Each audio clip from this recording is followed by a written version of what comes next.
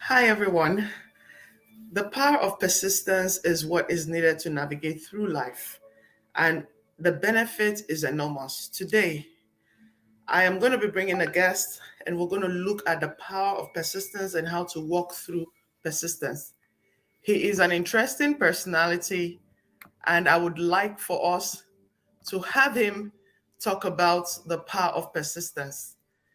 Persistence is something that is required in the journey of our lives, and we cannot afford to go through life without this great skill called persistence. This man is an amiable man. I mean, he's someone that you would want to hear talk. And I am glad that he's with me on this program. His name is Collins. Hi, Collins. Good day. Good day. Good. Hi. I'm fine. Good morning. Thank you so much for being on the program. I'm so very grateful having you here today. I It's know I my had to day. pull you out of a very tight schedule. It's very early for you, but thank you for honoring me and thank you for being here. I need you to talk to us, Collins. Introduce yourself. Tell us what you know. Tell us what you do, and let's take the discussion from there. So tell us, who is Collins? Okay, first, I would like to appreciate you for bringing me to this Oh, show. To this, thank you. it's my pleasure. I really appreciate that. Thank you very much. I'm Emenike Collins. I'm Mm, a Nigerian by birth, mm. and I run a salon. Yes, I that run a part I'm salon. interested. I'm interested because Yeah. way back I used to have guys. Men are good at certain things. I think men are good at the things that women do. Why did you choose to run a salon? Okay, right from time, Yeah. I saw myself being interested to how women look, Oh, like how they look. When I see a woman looking somehow, I get so angry, like yeah. go and do this. So I started picking up that interest and knowing the styles and everything. Then after some time, I just let me just go into it and be the one doing it. Wow, that's But amazing. That's amazing. So how is the business of making people's hair? What is the it's gratification? Yeah. what is The gratification, they pay you a lot of money, or it's just the fulfillment that you have when you make a woman's hair? and aside from the fulfillment, I'm a guy, so there's a difference. I won't charge more than the ladies, but but people come, and it's tiring though because lot I of know. people. I know. You're a YouTuber. Talk to us about that. Your YouTuber, your channel is something I've listened to. And what is your story? Okay, I this YouTube of a thing, I didn't just start it because I just wanted to start it. It started when I was in my 200 level in school. I had a dream somehow, a dream where I was passing and someone was trying to hang himself, and immediately I didn't say a word, and the person just couldn't kill himself and ran towards me and held my shirt, held me like this, and were like, it was like, why didn't you allow me die and all those kind of things. I didn't say a word and I woke up. But that dream has been in my mind since 200 level, have been bothering me and this and that. But I didn't still think it this way to start a Yeah. YouTube channel and be doing talks, public talks like Yeah. that. Yeah. And when I got to my service, when I in Nigeria we do service serve NYC. Okay. So during my Okay. service here, there were a lot of difficulties. So Mm, I felt a lot of pain. Like mm, during the process, I was learning my head hairstyling business as well. mhm, So, mhm, but with all other things I was doing, I was feeling like I was having a hard time financially and in every aspect at mm, that time. mm, But something struck me one day mm, because I do I have this gift of just getting words and formulate them together to make to make someone feel encouraged. mm, So I can actually talk to someone and the person feel encouraged at the end. So mm. I thought about using it for myself because I was going through a lot of things. Then I sat down, I wrote a speech. It's on YouTube. I titled it Don't Be Discouraged. That is nothing is impossible. I Yeah. titled it Nothing is Impossible. So that was my first speech ever. I wrote it when I was in a difficult time, in a difficult time, to encourage myself, not for another. So I plug it on my ear and in my Bluetooth earpiece. Hmm. Then it plays on, and it helped me a lot. Then after some time, I thought about it that if this could help me, there are people Why that not? needs it outside there. Yeah, yeah, Then why not? I started from there, and I found myself on YouTube trying to make people hear it and like that. Yes, you're I yeah. I move by this hashtag, say no to depression. Wow. So, do you want to talk to me about depression? Is this something you have been through yourself? Because clearly you have a message. Clearly, I mean, everything you've said, it's from the story of your wanting to make people's hair. People say it's better you walk on your passion. What your eyes see and it bothers your heart at the end of the day probably is what you should pay attention to. That is a common thing, and that's what you've done, and I'm really proud of you. Like, most people would want to do honestly would want a man to make their hair. I will do that the same way. So why depression? Is it something you have been through? Your hard time, did you go through depression, or why depression? Okay, this has been a burden before. Even before I started facing these things, Okay. in Nigeria, you hear news of some people committing suicide, this, that, and that, because of heartbreaks, because of lack of money, they have lost a lot, everything, and they had to just end it and other things. It was all over the news. So at that time, I was like, nobody should do this. It's just too minor for you to take your life and all of those things. Then when I started feeling these things, I felt it was God that actually wanted me to see why they were doing those things. Then Agreed. I was so depressed. But there's something I did that Hmm. I felt that, wow, I've been against this thing. I shouldn't be the one to now give up because I'm depressed. Then I started looking for ways and solutions to get out of that depression. Then once I was able to make a way and I got myself, I now determined not to keep it to myself and also let the world hear Share. it and make them know that Hmm. life is a gift. You Wow. don't have to take your life no matter what. Wow. Wow. I agree. Do you think that the reason you went through, because I've heard people say that we go through what we go through so that we can stay in a better place to help other people. Do you think that the reason you went through the struggles you went through prepared you as a school so that you can be doing what you're doing today? Yes, it actually prepared me. I believe, I got to understand now. Right now, it has become clearer to me why I went through those things. Before, I was thinking maybe God was just too much on me, all those things. But now, I'm now thankful to God, because without those things, most of all these things you see me talk about on YouTube and write, they are my story. Even if I didn't mention myself, even if I didn't mention my name or my story or myself, they are what has happened to me. I don't write based on, so they are my experiences. So God, that thing I've been going through is just like a process, a build up Hmm. for the better place and to serve others as well. Wow. So basically, you want to tell me and you want to talk to other people right now that are going through something that Yes, is preparing them. Is that what you're saying? That when we go through yes, things, like like I have been through a lot of things myself, and sometimes you want to feel, why me? Or it's too much. yes. Is life a smooth journey? Should people see life as a smooth journey? Because sometimes when people talk, I'm like, are you new on this earth? Life is not a smooth journey. Is it something that resonates with only you and I, or is something that everybody should know as they go through the journey of life? Okay, the first thing I'm going to say about this is that if you like, let me put it this way, if you don't know the pain of despair, you might not be able to enjoy the bliss of triumph.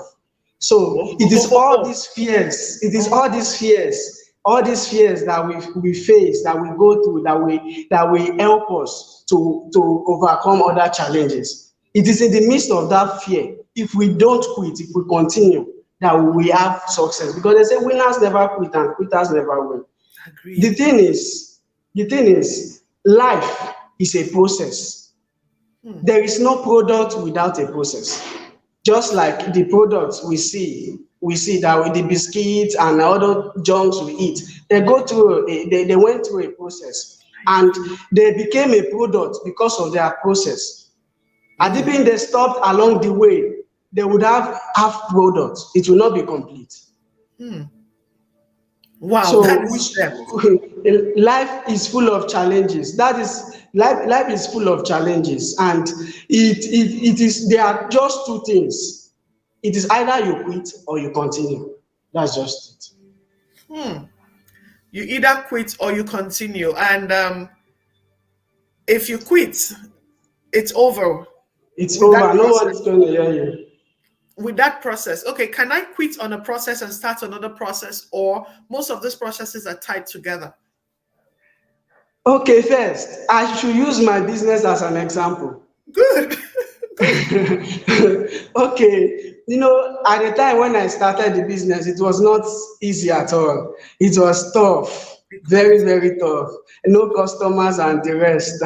So it was tough. But I did something. I was like thinking, am I in the right place? Should I change? Should I do this? And I keep thinking on these things every day. But one day I sat down and I meditated on it, whether to quit and start another thing. Mhm. Then I now found out this thing, that the one, okay, if I quit this one and maybe start another Another. business, that business also have its own challenges. So Agreed. there's its own different challenge. So I Hmm. feel everything in life has struggles, but it is how you manage those struggles that determines whether you succeed or not. So from what I hear you say, is like life is like going to the gym. It's like if you go and you keep practicing, you get better. So when the challenges Yes. come, we face them, we are better and we can move on to the next phase of our life. I think that is what I'm hearing you say. Yes. So basically, the phrase, what does not break you makes you. How does that tie up to the things that we've been talking about? Okay. Now, I really I do not entirely agree with that quote. Collins, you're Yes. complicated. You know why? You know why? Okay. It will you will see where I am going to. You will see Okay, it. please You go. know, that quote actually is based on the theory that when we go through difficult times and it does not kill us, it eventually makes us stronger to face other difficult times ahead. But these things cannot just happen because I faced difficulties in my business now. Then automatically I became stronger to face another one. It does not work like that. Okay. It works like now. It can either, what doesn't kill you can either make you strong or make you weak. It is what you do in that circumstances. What you do will either weaken you or strengthen you. So you might be Really? going through struggles and that struggle did not kill you. But if you decide to quit, then you are not going to be strong. Just like a woman now that had 7 children and a husband, and eventually woke up, slept in the night and woke up in the morning without a husband, becoming a widow. Her husband died, with leaving her with 7 children. You cannot tell me that after all those things that has happened, that woman will automatically develop grit, will automatically become strong. But she could But develop grit. She could develop grit, wouldn't she? After everything, that's there's a if chance she to develop decides grit. to. Yes, Yeah. that's if she decides to. Yeah. So there's a But personal commitment to growing. If not, yes, it can and break you. yes. And for instance now, she might wake up and choose to say while getting out from bed, no, these children had already lost a parent and they can't lose another and keep going. And they can just sit down there, she can just sit down there and cry all her eyes out and just take something and just end it. So it is the decision, what you do in that circumstance, in that difficult time, that will Do you either weaken you or make you strong. do you think our upbringing, the way we're trained and raised by our parents, the family, the circumstance we grew up, do you think it has a role to play in the way we face life and the challenges of life, or we grow and build our own strength and circumstance as we go through life? What do you think? I think both. Okay. Both. Reason why I say both is that, you see, me personally, me personally, it was my father. I didn't tell him all of these things, but I saw him doing all of these things. Then I said, wow, I want to be like this. You understand? Then I started doing all of those, though I was not really feeling pain because I was getting everything I wanted. Yeah. You understand? But when at the time when I started facing these things, I remembered and I didn't stop because he didn't stop. And I continued. But automatically, after I left home, I began to grow myself again.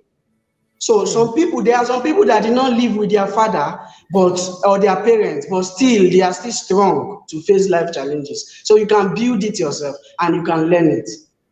So it's a dual commitment. It's basically is both your background and yourself. Because again, we've seen people who were raised, like you would say, spoiled, but they chose not to be spoiled. They came out and they were strong. They faced life.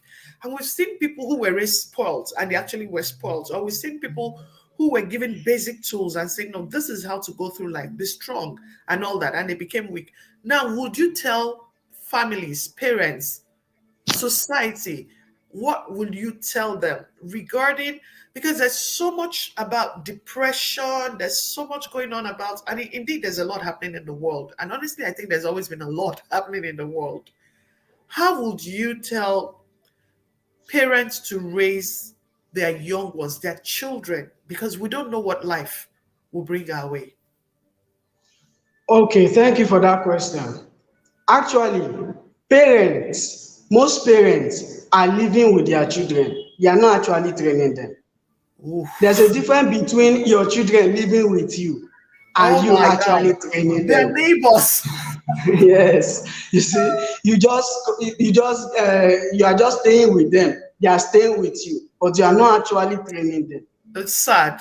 I understand what you're saying and it's painful. So, to the best time to train a child is from that infant to like 10 years old. That stage, a child looks at the parents directly, like look up to the parents directly. Whatever they see the parents do at that time is what they want to do. And that was my own case actually. But to some others, it also works. But when they start going to be a teenager, and they start seeing other people, and you did not show them all those things right from beginning, they start getting carried away and distracted. And before you know it, you will not even know what is going on because they will not tell you. So it's very, very important. At that age, they become very secretive. Very, very secretive. They only select what to tell you. If at all they tell you anything, they don't tell you everything. So at the age where you get them to tell you even to a little detail, is as they are growing up. So that So is the formative stage, yeah. yes, and if some parents do not pay attention to their children, they leave them with people, they go out, they don't even ask, how are you? What did you do today? How is your school? What would you want out of life? How do you see life? And lecture them all those kind of things. So what changed my perspective right from time is that my dad will tell me stories of how he grew up, how he Yeah, did, he storytelling. carried, how he carried sewing machine on his head, walk around the road every day to patch people's clothes, and to catch fish and set traps in the bush to send himself to school. All those Yeah. things, nobody agreed to help him and all those things. And he went to school with all of those things and came out, and now he was telling us those stories. And I went to him personally, I heard more from him, and that story is the one that kept me till today. Wow. I did a video some time ago and I said our life, our story. And I said that I grew up hearing a lot of storytelling. My parents were always telling us stories, just like you're confirming. Why are parents, I inclusive, I'm not in any way different. Today I tell my daughter a story I will not remember to tell her in another 1 month. Do you think we're becoming too busy to tell stories? We're leaving the responsibility of telling stories to the blockbusters. What is the problem? Because honestly, I can connect to storytelling. My parents were doing it every day. It was like a moonlighting thing. We're doing it every day. I don't know how they keep up, but they were doing it. It was a tradition. After food, we tell the story and then we listen to news, which I was never interested in because who cares about the news, anyways? But yeah, it was a tradition in my home, and you're confirming that it's the same thing that happened. I don't tell my daughter a lot of stories. I could tell her story today and not remember in the next few months. But it's a good way to bring our lives into our kids' lives so that they can empathize with us and know our struggle. Why do you think modern parents are beginning to lose track of that? We're leaving it to the television and the YouTubes to tell the story for us. Why? Okay. Something happened recently that went viral online. I don't know if you saw it. Okay. Something happened. A 10-year-old girl was found in a video lying with a boy. They went to Dubai for schooling and for their escort, for they Transportation or went, something. Yeah. yes, they went out. And where For the teachers education. left Yeah. them, the girl left her own room, their room, and went to the guy's room, and they were playing truth or dare, and they ended up sleeping with, yeah, she ended up sleeping with one of the guy, and the video went viral. They were videoing They were themselves. recording They were themselves. record, She didn't know yes, they they were. were. She didn't know the guys were She recording her. knew. She knew. She was laughing. They were enjoying everything. So the parent came out and was like, her daughter was raped, 10 years old daughter was raped. And people started saying back to her at her that she should thank God that they did not arrest her and her daughter, because it was her daughter who raped the guy, because the daughter Yeah. was on the guy. And it did not appear that the girl was raped, because that was not her first time. So the thing is, the girl, the mother, if you look at the mother's life now, probably the mother would have not been having time for the girl. The mother is always outside, and they dumped her in a boarding school. And No, a no, boarding no, school, no, no. I beg to correct that word. okay, I beg to correct that word. Don't kind of boarding school. I went to a boarding school, so it's not like boarding Yeah, school is a but bad thing. again, Collins, we're having a conversation here, and Okay, I understand. Look, I understand the sensitivity around these things, but I equally want you to understand that sometimes I don't know the situation of this family, but sometimes that is the only option because they want to create a balance.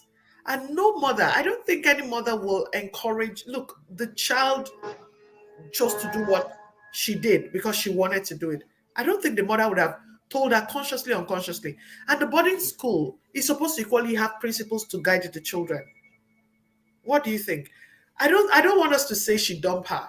She probably needed to keep okay. her there. Yeah. I just think it would be better that way. I understand. She chose, because I went to a boarding school and I saw all these things. I still chose not to. You know, That is it. It's a choice. I'm sorry to use that word, but It's a reason choice. why I am getting somewhere, why I said that is that, you know, you might keep, you know, when I was in boarding school, up to every time they check on me, like that, call and use even teachers Oh to yeah. monitor me and all those things.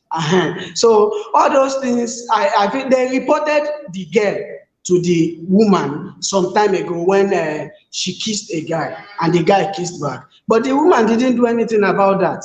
So she was now saying in the video that she thought that the school had already cautioned her. Understand all those kind of things.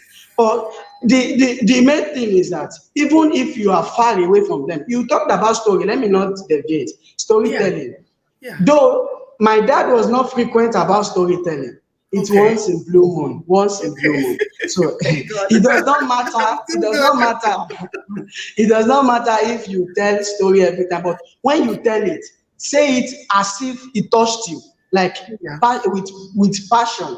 Like when you tell them stories, don't just tell them stories. Be an example. Tell them Not your story. not just telling them to go and buy beer or in Nigeria now, some parents now tell their children go and buy drink. I don't know No. if it can happen in the States there, It's but not just, no, you can't do that. It's not just go and buy. I've seen videos where a mother is busy dancing and the child, 2, 3 year old, is drinking a bottle of beer. yes. I can't, and they're dancing and they're feeling good about it. I'm like, what is this? No, you can't try that here. No, it's not done anywhere else. If eventually they don't allow their children to drink, they can send them to go and buy cigarettes and drinks, but we now be telling them, you see this thing you are buying, Don't do it. don't ever try it. It's not No. good oh. How will you be doing it and you say there's not it? As a child, they are more interested in, is that thing you said they should not do that they That they really will do. want to do. Yeah. Yeah. I agree with you absolutely. Whoa. I don't know where we're failing it, but our parents did not raise us that way. Why are we raising our children that way? You dare not. Our parents were strict, they were firm. How come? Very, And it's very. not just only in Nigeria where you are. I see it happening almost everywhere. Like, we're beginning to lose the guard. We don't do the needful. Even when we're there, we let the children do whatever. Is it that we're becoming too lazy as parents? Honestly, I feel some of us shouldn't just be parents. Most times it might not be due to laziness. It might just be like some parents are just trying to like accept the opinions of their children. It should not look as if they are in a modern age and they are still restricting them so that they will not go and do all these things that they are behind them. But that does not mean when you see the wrong things, you should caution them. Yes, I That's agree just my absolutely. own take. I agree absolutely. So, do you think that we're raising children that will have persistence, strength, courage to go through life? Or the way we are going, we're setting a time bomb that might explode on us in the next 10, 20 years? Do you think the children we're raising, we're giving them the grit to go through life? I don't know. What is happening in this world today? What is happening in this world today? So many children are out of the way already. Wow. Out. So It's it takes the grace of God to bring them back. So I don't know. This there are just few percent of children that are taking life like they should take it. There's something that needs to be done about it. what is taking life like they should take it. To a teenager who is watching this in discussion, what will you tell that teenager to take life as they should take it? Okay, first, I said life is a gift Yeah. and life should be used to the pleasure of the giver. Ooh. Some people now, God have given some people life and they actually choke it up with alcohol and cigarette and all those things and even squander it with prostitution and wickedness and the rest. What I want to say to teenagers is that these things, these challenges, these difficulties that we are talking about Yeah. is something that they would face. We are different in facial look and everything. We Yeah. are different. I So agree. as these challenges happens to us differently, these I agree. challenges happens to us differently in a I different agree. way. I agree. So they should understand that most times now, here now as we are, some go into money for teenagers. I'm not talking about youth, teenagers. as 13 and 17. They are teenagers, but they want to make fast money. They are into Yahoo money fraud and the rest. They do rituals just to make money. Use their girlfriends, use so what is even going on now is they pay ladies to sleep with their dogs, and that's ritual as well. So different things are happening, and they are teenagers that they are using teenagers to do so. So if teenagers could see that their friends' time is not their time, Yeah. the time which you might be crawling, you might be hopping, you might be walking, you might be running, you might be crawling. Imagine, What yeah. matters most? What matters most is that you are moving, you are making progress, no matter how little that progress Word, is. word. Don't look at your friend. Don't look at your friend. Continue to push, because the time which they will get to their own destination is not the time you will get to It's yours. different. It's Word, very, very different. So word, don't yeah. look at their own destination. If they have got, you can get to your destination in different ways. There are various ways at which you can get to that destination, but those ways might be destructive in the long Agreed. run. Agreed. So it's better to be slow and steady than to be fast and furious. That's it. Wow, wow. This is a lot. It's loaded. I hope that people begin to learn this truth and begin to apply the truth to the things that they do. And honestly, I do not think that the world became like this just in our generation. I want to believe it has been like this. I think the social media has even made it more elaborate. It's Yes. news, it's everywhere.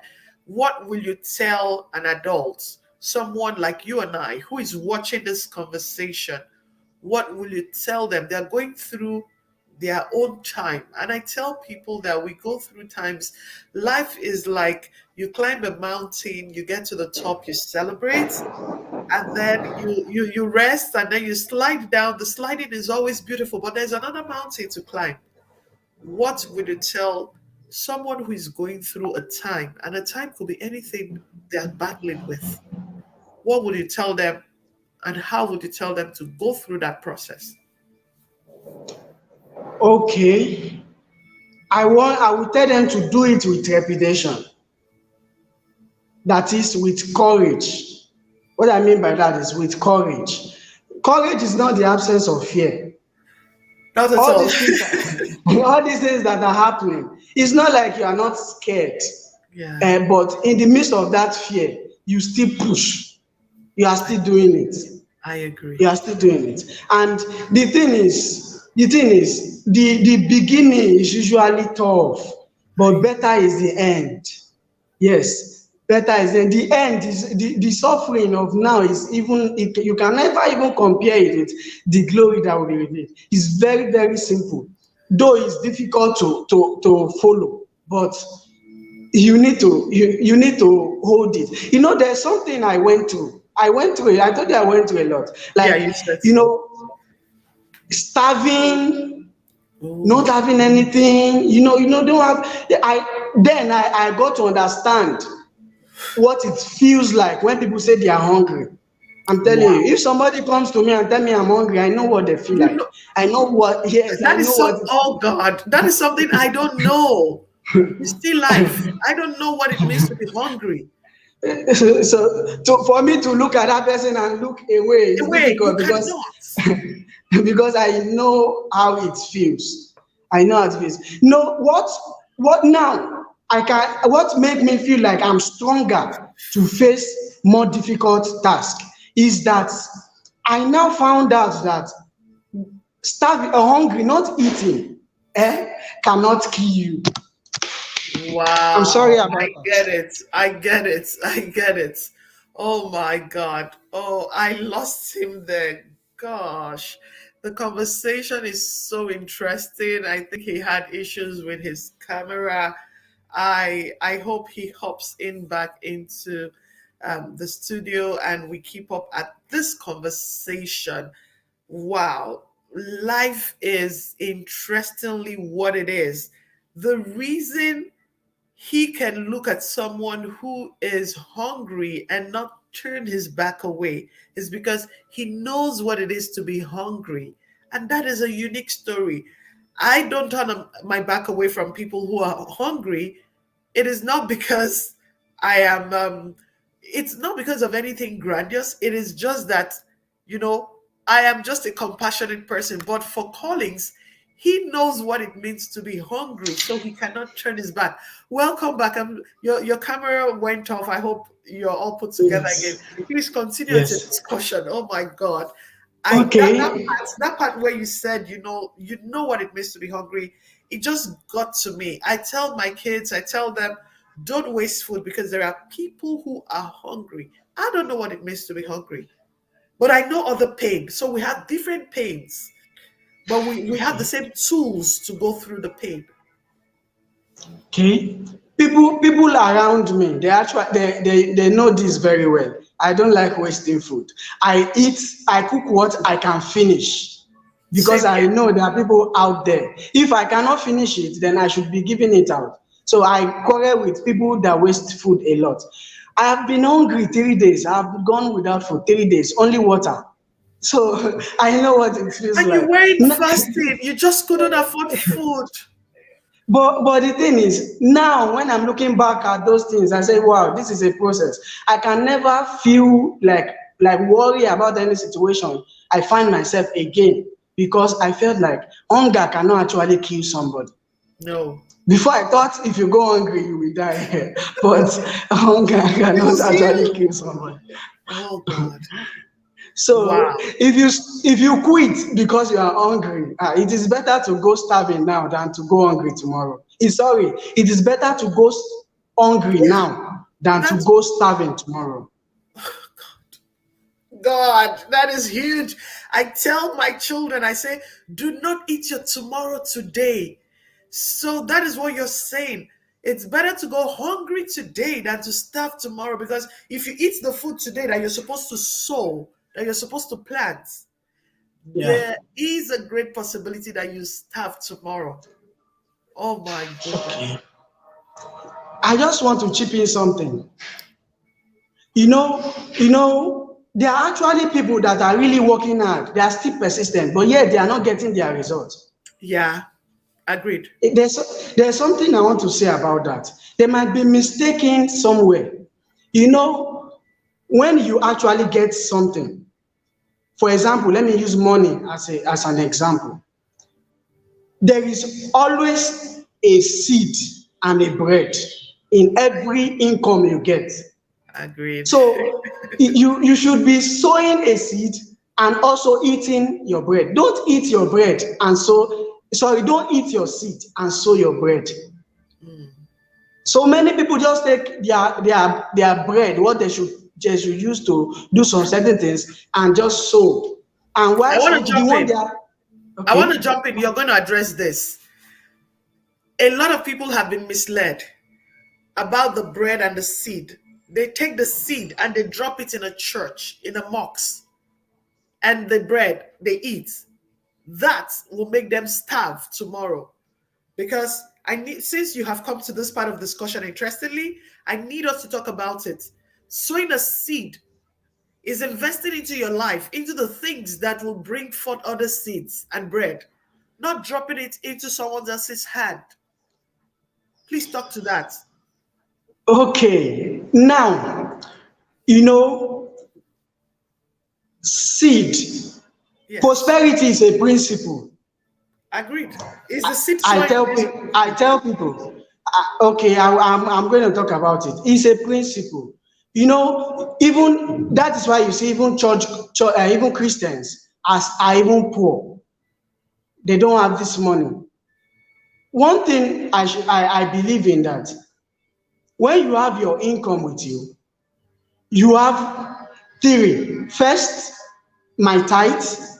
Then I remove my investment, that is real investment. Yeah, Then I also sow seed to church actually, but I don't sow it in expense of my the investment. investment. That is the I'm balance not. because Yes. I don't do it at the expense of each other. Like I balance them together. The church, the investment, and my food, Yeah, my that bread. is the That is it. balance So because you have, I've yes. seen people, since we delved into this conversation, I just felt we should talk about it. That is the balance because I've seen people, all they know about seed sowing is taking the food, the bread, they take the rent and all that, and the rest they just go dump it in a church. They do not have sufficient savings, they do not have an investment, they do not think of what next to plunge in the money into. That is not seed sowing.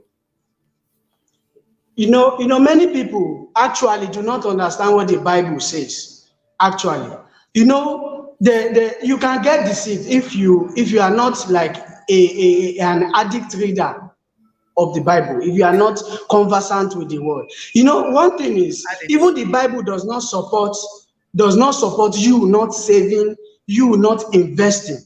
No. The Bible wants you to sow seed also in the kingdom, but Yeah, also wants you also to invest in your life. agreed. So if you are not doing that, God is not happy. If you are not investing in your own life, God is not happy with you. Mhm. I agree absolutely. I like the way you have taken it. I mean, it has to be a balance, and this is something where people are actually struggling. And when you say Christians are struggling, I agree with you. When you say people are not reading, knowledge is available, but it's so scarce because people are not investing time to read. And even when some people read, they take word to word whatever they are told by their spiritual leaders. I wouldn't go anywhere else. I'll stay with the Christians that you and I are conversant with. Let's just stay with that part of conversation, that part of, yeah, people just go ahead and do that which they are told verbatim. They don't sit down and balance it. I wouldn't say I was any better, but as we grow up in life, we get better. I hope people are growing up in life and they're getting better. I would want for us to conclude this conversation by you just shedding light on how your work, your passion has brought you to where you are and how it must have brought in joy or happiness into you, doing the things that you do, so that other people out there can chase passion and not chase money. Okay. Okay, thank you. I grew up in a family where everyone can actually sing and play instruments and do all those things. Oh, At great. that time, I was a really football lover. I play football. I go Okay. around and I play football. I thought I would become a professional footballer. It wasn't That meant was for my you. first. That was my first passion. That was what I loved the most then. Ooh. But I was doing that, but something happened. It didn't work out again. So I had to. They do normally tell me, "Oh, you don't even know how to sing. You are the only one in the whole family that can. Let us teach you all those kind of things." I said no. In my mind, do you know why I said no? If No. it is because of them, I would sing. I would not sing. So I chose to Oh, I you're a chose to stubborn boy. discover. I was like, for me, I was optimistic because I knew there was something for me not to be able, only me out of all of them. There was something that Yeah. I didn't, that I need to discover. Then I discovered actually all these things I was leaving them, but I didn't know them. Yeah. They were in me already, but I didn't know them at that time. I got to understand that, oh, I could speak, public speaking, I could write. Now I'm writing books Wow. and I'm doing so many things. They invite me programs, I go, I speak, and so many things, and which I didn't discover as at that time. I didn't discover that. Yeah. So then, when I started this YouTube and started speaking, like writing and posting and all of those things, it looks as if people were not acknowledging it. But I was They're doing it watching. out of love for the thing, out of love for those that are depressed. I was doing it because I really love these things. I will not quit because of anyone, whether you listen or not. Even then, one person a day would actually tell me, this. One person said something one day that I was in the middle of something and this write up came. Thank you. Wow. Then I was like motivated to continue. Yeah, you're I touching kept life. on. Yes. And now that I didn't quit, I felt like wow, so many others are acknowledging it. So Yeah. if you quit, people will not actually hear your story. It is when you become resilient and unbending that people will now eventually hear your story. There are so many people that have started something and people did not get to hear them. Because they left it. Oh, I think he's having network problems. I'm so enjoying this conversation. I'm so enjoying this conversation. That Not was quitting, because not quitting. He's having some they issues with quit. his connectivity. Those that So basically, while you're back, okay, good. We were having network issues. Like at some point, we weren't hearing you at all. Yeah, not quitting okay, was, yeah, the last thing we heard of you. Yeah. okay, not quitting. Not quitting actually. I don't know. Can you recap on Yeah, you were it? talking about the fact that when people quit, nobody will hear their story. Not Okay, quitting okay, will give you, or yes, will make you okay, visible and make your voice heard. Yeah, okay. There are so many people that people haven't heard their story. There are so many people that started something that people did not actually hear. The only ones we are hearing now are those that did not quit. yeah, I Look agree. at Thomas Edison. Thomas Edison now, he failed more than even how many times he succeeded. Separately, I agree. And look at One so success if shut him up. so you should this thing can you see opportunity and success. I believe success is when opportunity meets with preparation. Just keep Yeah, on preparing yourself. When the opportunity just comes in. And every failed experiment is one step to success. When you fail now and you address it, you find out that it's just a little thing, something that made you fail. yeah, And if you address that thing, you will see that you continue. Look yeah, at Bill Gates now. Bill Gates failed in Traf data. Him and Allen, they failed while starting Traf data. And do you know that it was the failure of Traf data that brought about Microsoft? wow. And then The Microsoft is a correction. huge success now. So the correction he made that actually brought Microsoft. So if you fail, don't look at your failure as something disgusting. Be happy that you failed, that you want to learn from it, and you see yourself becoming a success. Wow, wow. Honestly, Collins, is so amazing talking with you. Everything you're saying, I'm looking back. It's beautiful. I think we should just share with the world how this recording, you had to give me a call to wake me up because we're on different time zones. It's crazy, and I needed us to do this. I needed us to do this. Oh my goodness, he's frozen again. I really need to say thank you. It's still midnight here. People are sleeping. The weather is so dark. But I needed to have this conversation with Collins. And I want to say thank you, Collins, for coming around. I appreciate you greatly. I thank you so very much. And I really don't know. I can only say thank you so much. And I appreciate the wisdom you have shared with us. It is huge. It is amazing. Passion is very necessary as we navigate life, as we go through the things we do. And you are not going through your challenge alone. It's not common to you. Whatever it is you're going through, other people are going through or have gone through it. We can only build the bridge, show determination, keep pushing, keep pressing. You don't want to know what the next person is battling, because if you know, you probably will just say, wow, and you didn't look it. So I want you to know that you're doing a great job. Persistence is very necessary. And we're talking about the power of persistence, the ability to stay in the game, stay in the fight, and keep going and keep going. I need you to stay in your fight. I don't know what your struggle is. The whole reason for this recording, for this conversation, is to tell you that there is power in persistence. Keep at it. Let's build a community of strength because without it, we can't go through life. It is your girl Lucy, and it's Family Unbox. I am so glad having you here. Until I come your way again with another conversation, another video, I am all stuffed. My nose is all stuffed. Like I can't talk very well. I've been having my own moments too, but passion, right, brought me here. Actually, it is about the early hours of the morning, say 3 a.m. or thereabout. But I needed us to do this because we're a different time zone. He has itineraries and everything will just come in and all put together. But I needed us to have this conversation. Thank you for being here. Thank you for listening to this conversation. You are doing good. You're the best. Your best is yet to come.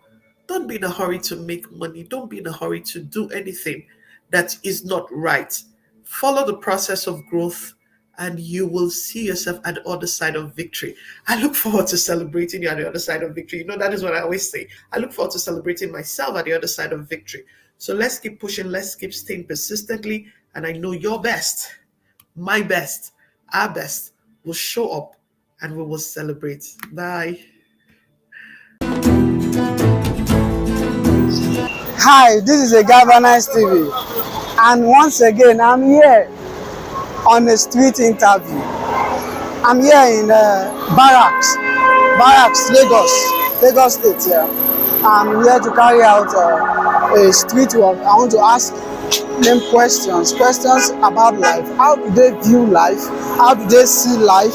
And what is their purpose on earth? And also, if they have any unanswered questions about life, stay tuned and do not forget to watch till the end because I'm going to be concluding this thing. I'm going to be saying a short speech, making a short speech so that you understand the essence of my street walk. Don't go away. Stay tuned. Follow me as we go. This is a Galvanize. What is your name? My name is Rafiat. Okay, what's your name? Omolara. Rafiat. Yes. Do you have unanswered questions about life? I don't think so. Don't think so. Okay, then what is your view about life? About life. You see this our country, Eba? I don't even understand. As in the way our government used to do because they don't value people. They don't value people, and it's not good because it's affecting our economics. Like every day when you go to market, when they say okay, this price is 10 naira, but when you get it the next day, you'll be hearing 20 naira. Like yesterday, like to today, I don't understand.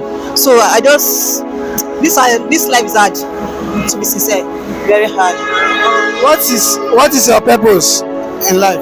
My purpose in life is firstly to what will I say? To be greater. To be better. To be greater. To be greater. Yeah. All right. So, do you have any unanswered questions about life, Molara? There are so many unanswered questions. Okay, just one. Give me one. Should I say life generally or in this Nigeria or as a whole? Life as a whole. Because any questions? many things have been happening these days that I've not gotten any answer to it. Just give me one. Like people are too frustrated. Many people are committing suicide. Like why are they doing it? Like why are they doing it? Is it the economy or I just don't know? Or are they just stressed or what? Okay. So what is your view about life? My view about life is we should just be ourselves and we shouldn't go beyond what we can't afford. Okay. So what is your purpose on it? To be successful and be great. Okay. Right, and the question you asked, that why are people committing suicide? There are a lot of things that could lead to that. Yeah, but I'm wondering, is it the economy or it's just that some people are just depressed or they are unable to eat? I just don't know. That is why I'm doing what I'm doing because of those things that are happening. You know, people are depressed for no reason, and people are depressed for some kind of reasons whatsoever. But there's no like there is nothing that should make anyone commit suicide Yeah. and like that. That's why we are saying say no to depression. Yes. You can tell my fans say no to depression. Say no to depression. No, suicide is not an option. Alright, can you tell them? I say no to depression. So just be yourself, and know God will do better. Please. Alright, thank you for your time. This is a governance.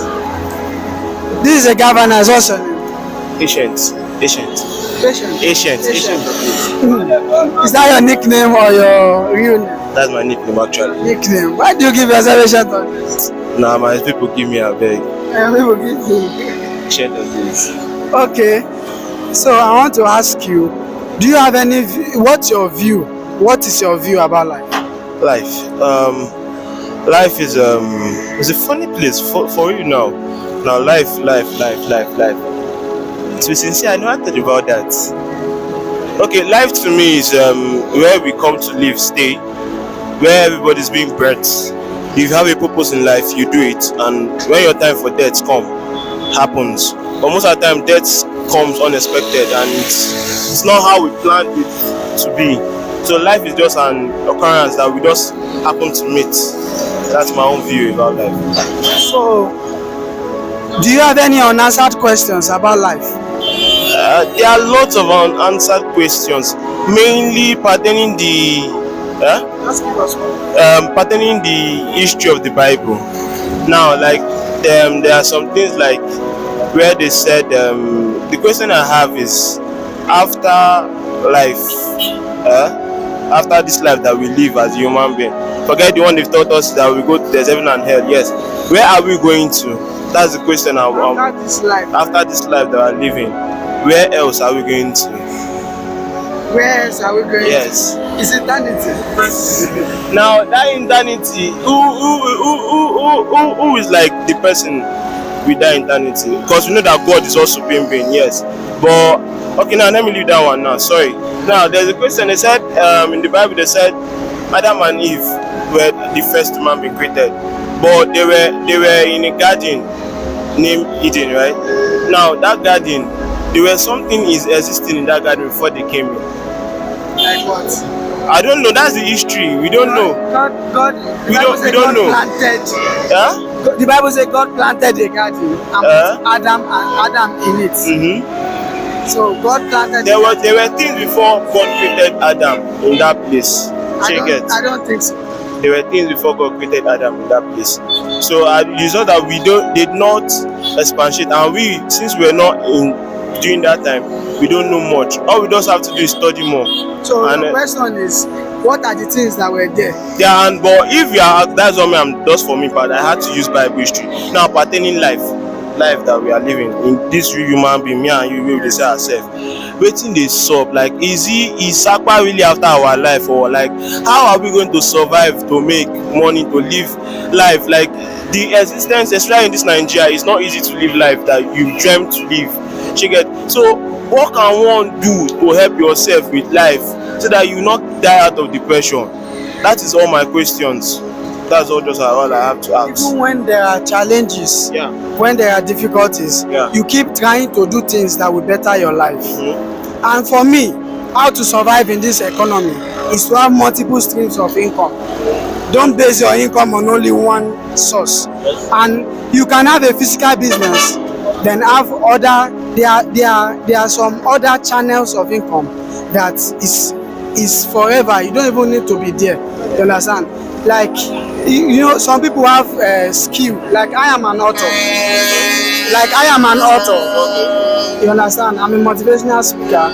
I'm a stylist, female hairstylist. That's my physical business, and I have some other things. So if you have these things coming together, you understand, you can survive. But it is when it comes from only one source and the expenses is coming and like that and that. But I'm saying, I just want to tell you that no matter the difficulties, no matter the challenges, there is no reason to give up on life, because life is a process. God is like a baker who tries to bake an egg roll. The baker knows how he wants the egg roll to look like at the end. So he now make sure the egg roll goes through processes, fire, mixing, and the rest, so that it will get to that stage and the finished goods. And when it gets to the finished goods, get to desired taste that he or she wanted. Now it has become that fine product that everybody wants to eat. That's how God is. That's what God is taking us through. He knows our end from the beginning, even before we start. So he takes us through those processes because he knows that surely that's the only way we can get to where we will get to. Alright. Shey, as you say God knows our end, abeg, shey God fit let me know how my future go be like this? Man, know how whether I go become billionaire or He whether can reveal it to you if you are closer to him. everybody is closer to him actually. Yes, there are some kind of things that are not revealed like very easily like that. You need consistent prayer and relationship. Yeah. You understand? Just because you are close to God does not mean God will release it. God might not be able to trust you at that time with it because you might feel relaxed and all those things. So at the right time, He will reveal Himself to you. Just to be clear, sorry, I'm a believer actually. So in case this is going to stream live, I just had to ask, check it, because everybody has a belief and a question to ask about God and everything, because everything in the Bible is interesting to read. The Bible is interesting to read, but we have to ask some questions, even if we know Sabi. Check it. That peace, thank you. That's all I mean. It's a mystery. Life is a mystery. It's a mystery. What's your purpose on earth? On earth, my purpose. Well, my purpose, they say when man comes to this life, man has a purpose that God has assigned to him. I've not yet found that purpose for the one God has given to me. Are you trying to look for? Yeah, but me, I have a lot of purpose. I'm trying to be a content creator. I'm trying to be a better stylist, a fashion designer. I'm trying to be a good person in life, not just a good person, like a good person in the essence of helping people that are really in need, having enough money to help people that are in need. Now, also, my purpose is also finding purpose that God have dropped down for me. That's all I have. Nice. What's your name, sir? My name is Femi. Okay, sir. Mr. Femi, I want to ask you, what's your view about life? Life is simple and complicated. How did you say so? Well, some things are easy, why it's difficult to get some. So, do you have any unanswered questions about life? A lot. First one. Why good people don't stay for too long, and why the bad people live long? Why do the bad people live long and good people don't stay for too long? No, life is a mystery. Exactly. So I want to ask, what's your purpose on earth? One of the main purposes is just to serve God, since it's the reason why we are here. So when we're talking about priorities, taking care of my family and the loved ones, and make sure they are happy. So those are also the priorities. No, the question you ask, let's leave that to God. God will answer you. I understand. It's only God that knows best why sometimes the good don't last. He understands best. But that will not stop us from being good. We'll always be good at all times. Thank you, sir. This is a governance once again. All right, thanks. All right. This is a governance. What's your name, sir? Lexi. Mr. Alexi, I want to ask you, what is your view about life? Life is too short. Life is too short. Okay, so what should we do since life is too short? You need to pray and enjoy the little things. Yes, sir. So, do you have any unanswered questions about life? Is there life outside this world that we're living in? I mean, other planets, in this galaxy, is there life in those planets? Okay, it's a mystery. It's a mystery. That's a mystery. So I don't know. If other planets, there's life there. There are plants. If there are other, like aliens and shit, so that's a problem. Sometimes we get too worried about some questions that don't have answers. Yeah, but it's cool. I want to ask, what's your purpose on earth? A day for Bible to procreate. To procreate. Okay, so are you doing that? Not yet. Okay, but you are going to. Yes, I'm doing a lot of praying but not creating. All right, sir. Thank you for your time. Yeah. This is a governor, sir. What's your name, sir? Sunday lost something. Okay, sir. Mr. Sunday, I want to ask you, sir, what is your view about life? My View about life. about life. My view as how How do you see life? life. This life not easy. This life not easy. It's not easy at all. Do you have any unanswered questions about life? Uh, that's so good. Like, do you have questions that you have been asking, but you have not gotten answers? Because our government don't do anything. They don't do anything for us. They have suffered for this country. Suffer too much. So, what is your purpose on earth? Why are you existing? Why am I? Why are you existing in life? Why you waiting be the reason why you they live? I dey live without. I don't live without at all. Because I'm a family man. To feel must be pray pikin. Alright. This is a governance TV. What's your name, sir? My name is Uche. Okay, Mr. Uche, I want to ask you, what is your view about life? Well, this is a very deep one. I feel, of course, life is not easy for a good number of persons, but we have to take it slow and steady, regardless of the challenges and whatever hits us daily. I believe that no matter whatever we're facing through, we should always be optimistic that the next day after today will be better. Okay, sir. So, what do you have any unanswered questions about life? Of course, life itself, like they say, balance. So, Can you tell us one question? well, one of the questions would be why do good people not find life easy sometimes, despite all their good deeds? Oh, okay. That's a mystery. Yeah, of course. It's a mystery. Only God understands that. Okay. Okay. I want to ask you, what's your purpose on earth? Say that again. Your purpose on earth. Wow.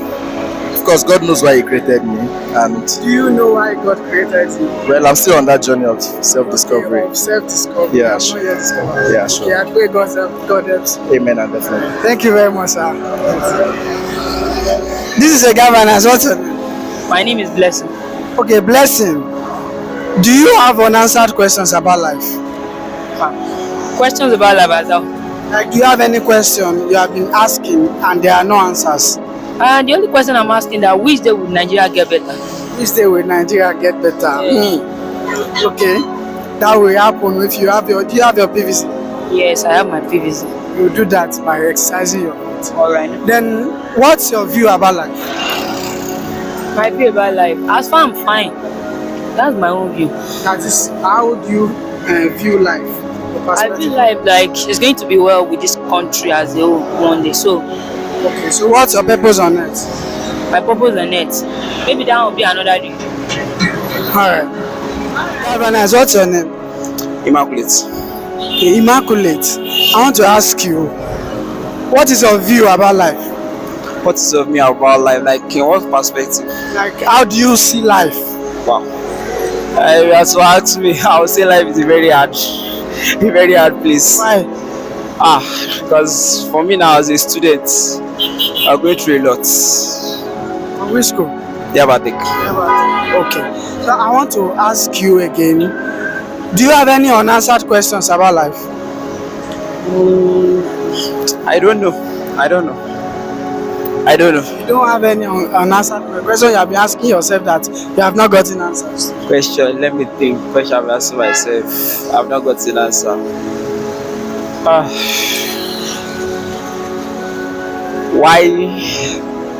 Why do you have to do exams?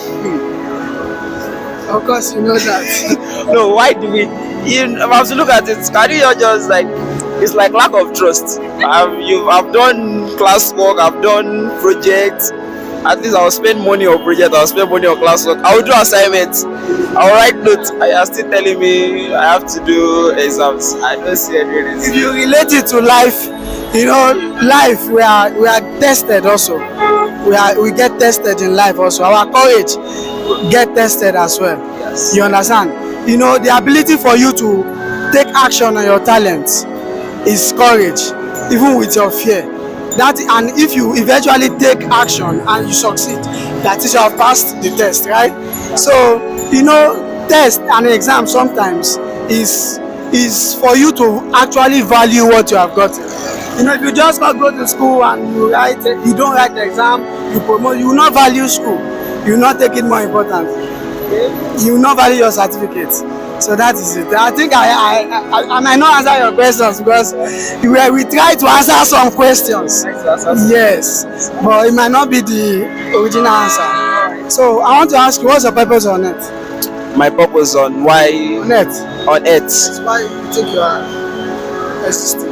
Why I think I'm existing? Well, to me, every person living has a purpose. If you don't have any purpose, I don't think you'll be alive. Because mine, I'm the same mind. I have a lot of purpose. Like now, I'm reading civil engineering in school, and I know if you have a better Nigeria tomorrow, I'll be able to help Nigeria, like in the matters of construction, the road construction, buildings that will be okay and will last longer. Okay, that to solve the problem. To solve the problem of say, things like that. Thank you for your time. This is a governance. What's your name? My name is Onyemechi. Okay, Mr. Onyemechi, what is your view about life? About life, I say about this our country life or Generally, life. Oh, in life, you know, my view in life is just person need to be concentrated and you find want good tangible things and doing you get and you keep believe and hope on God. I believe and one day something different will happen. You believe that life is all about hope. Oh, it's all about hope, and before you start hoping, you must find something to be doing. You just it's not like we just feel reluctant. You be hoping that hope will not work. But when you have something doing, you get and you hope on God. You gonna say your hope can come to. Do you have any unanswered questions about life? Unanswered question about life. Questions you have been asking, but you have not gotten answers. Oh yeah. Just one. Okay.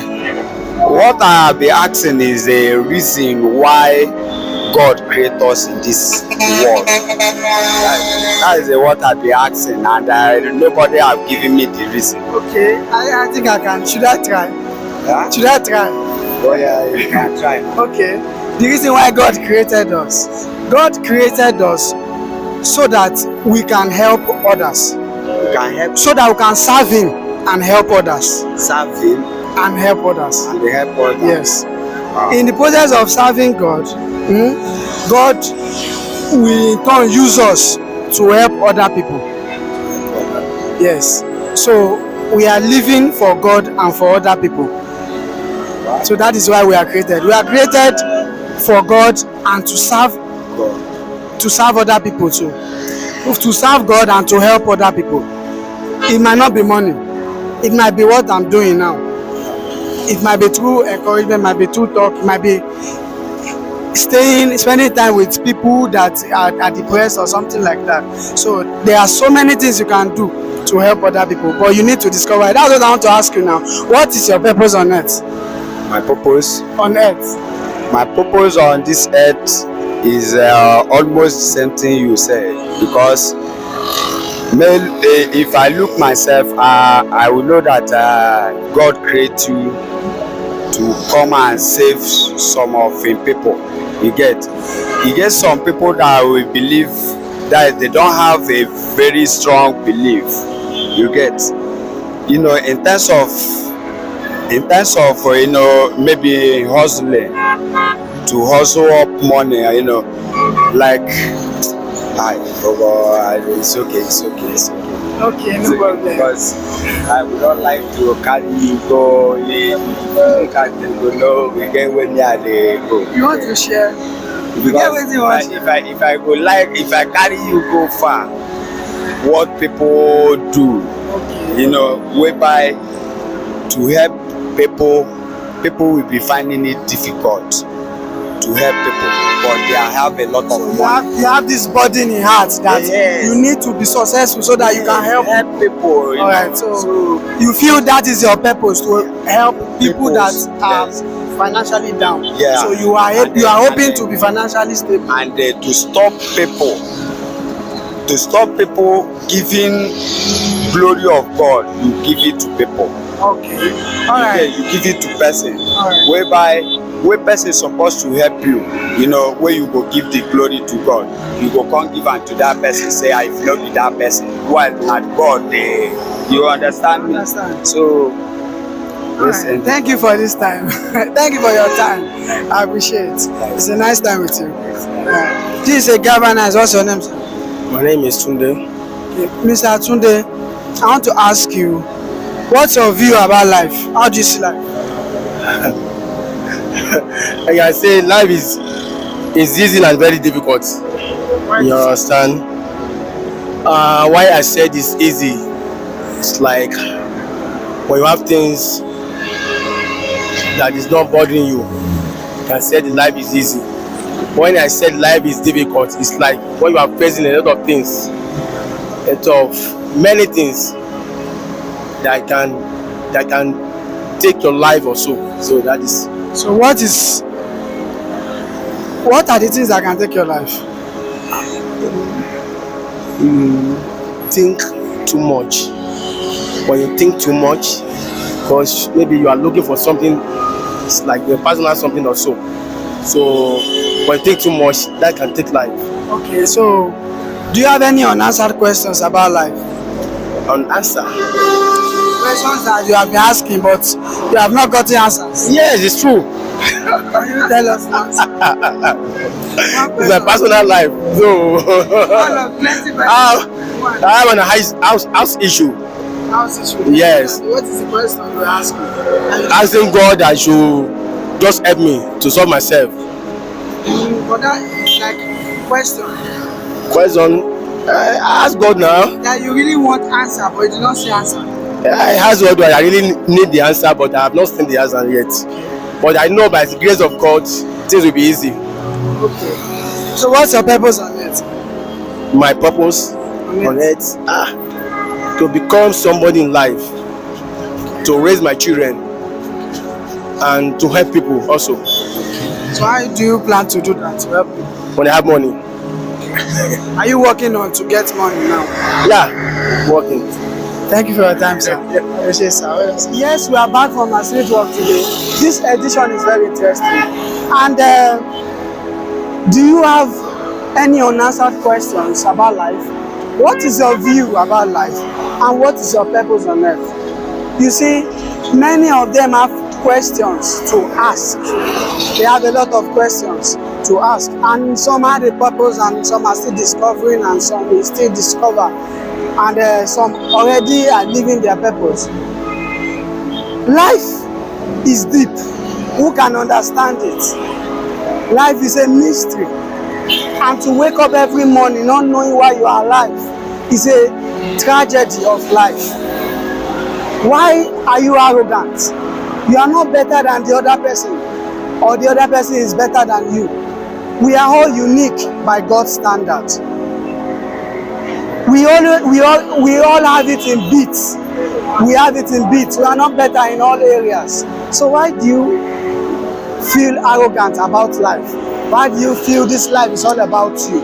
Life is deep, remember. Who can understand it? Life is a mystery. No one can understand it. Life is a gift. He giveth to all life. God has given us gifts. He has given many of us gifts. And we squander it with prostitution. We squander it with wickedness. And we do a lot of things with our life. We say to ourselves, is it not my life? No, I beg to correct that. It is not your life. Life is given to you as a gift. And it must be used to the pleasure of the giver. Life is a mystery. Whatever questions you have about life that seems unanswered, just leave it to God to answer that, because it is only God that can answer your questions. Don't let that trouble you. Don't put too much pressure on yourself trying to answer questions that don't have answers. God is the all-knowing God. He knows the end from the beginning. He has declared your end even before you started it at all. So you see, purpose is very important in life. God has created you for a purpose. You need to discover it if you have not discovered it. Your purpose is to serve God and to serve others. But how you are going to carry it out, that is what you need to discover. Your view about life will determine how you take on life, will determine how you live life. Will determine whether you become hopeful or not. Will determine how you see other people. The way you view life will determine how you live on earth. Don't forget, life is a mystery. How can you explain an intelligent guy going to school barefooted and also a rich guy who has everything in his possession, has parents that has money, but yet is dull upstairs? How can you explain a mad woman under the bridge with twin and a woman with much riches, wealth and houses everywhere, cars, fleet of cars, but yet looking for an issue, no child? How will you explain that? Life is deep. Who can understand it? Whatever question you have about life, don't let it weigh you down. Make sure you continue to seek your maker. Make sure you continue to view life as a gift. Don't forget, instill hashtag say no to depression. Depression is real. Say no to depression. Say no to suicide. Say no to taking one's life. You don't have the right to take a life. You don't have the right to take your life or the life of another person. Say no to depression. Do not be depressed for any reason. Say no to depression. If you are watching from YouTube, don't forget to subscribe to my channel, share, and click on the notification bell to get new updates. If you are watching from Facebook, don't forget to follow my page, like and share, and also comment below. See you next time on this channel. And don't forget, it's still a governance celebrating.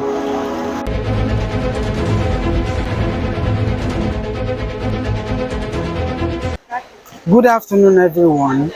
My name is Collins, and people know me as a Galvanized TV. I am here in Yaba. I want to know the viewpoint of some students, how they view life, whether they have been depressed, how they managed it, and how they were able to skate through. And as I'm going to be asking questions, I hope you guys are watching and stay tuned. Ask your name. You can tell me your name. Victoria. Victoria, have you ever been in a situation before that has led to depression? No. No. Yeah. Okay. That means you have been managing your challenges well. Okay. I want to ask you another question. Like, what is your viewpoint about life? Life is not all bed of roses. Life comes with many challenges, and it depends on how you manage yourself. According to that depression that you talk about, some people, with the way things are going in this country, if they think about it too much, because everybody now are saying things are hard. So things are hard for some people actually, but when you think about it, it will lead into depression. So you have to be calm and put all your trust in God that everything is going to turn out well. Okay. So, last question now. Where do you see yourself in 5 years time? In my husband house.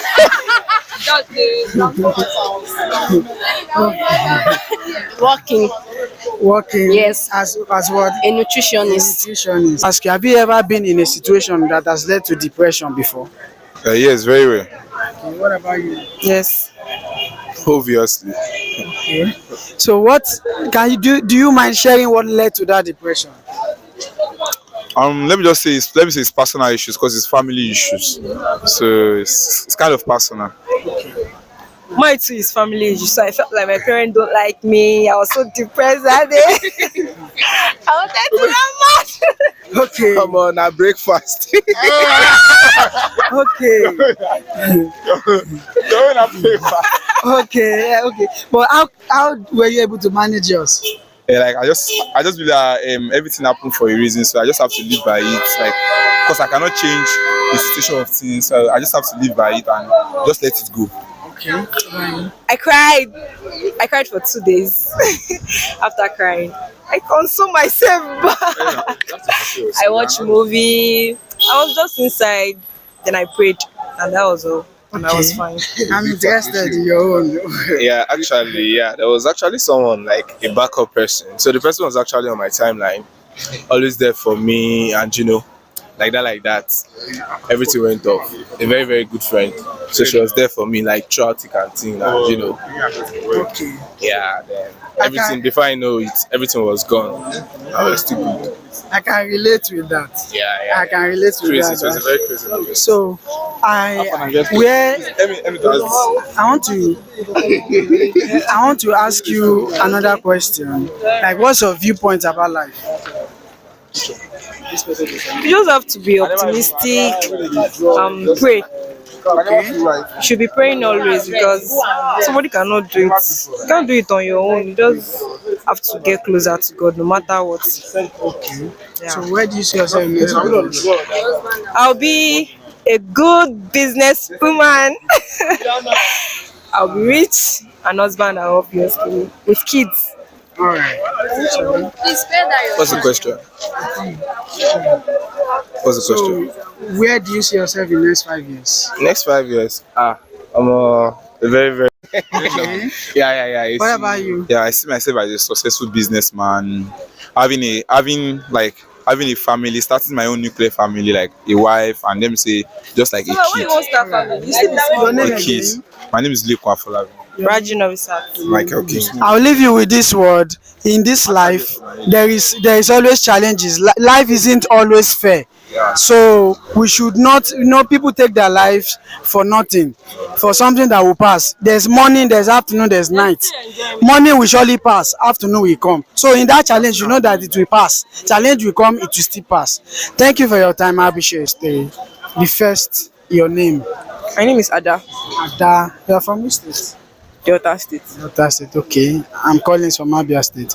I want to ask you, have you ever been in a situation before that has led to depression? Yes. Do you mind sharing? No. Is it a personal issue or a financial issue or family problem or relationship issue? Personal issue. Personal issue. Yeah. How were you able to manage the issue? Pray.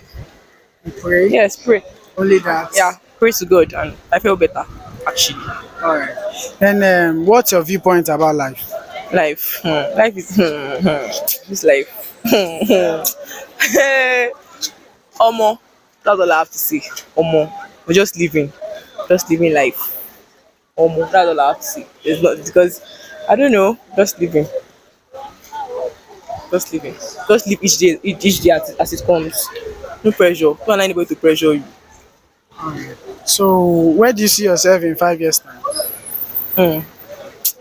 In 5 years' time, successful and probably out of this country. No, even definitely out of this country.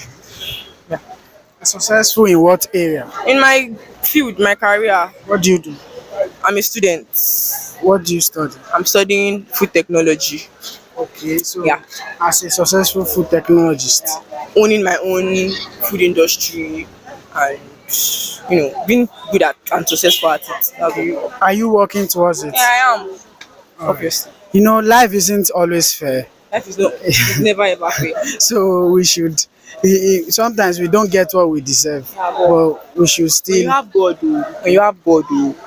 you surely get what you deserve. If it might not be immediately, it might take time, but then definitely. all right.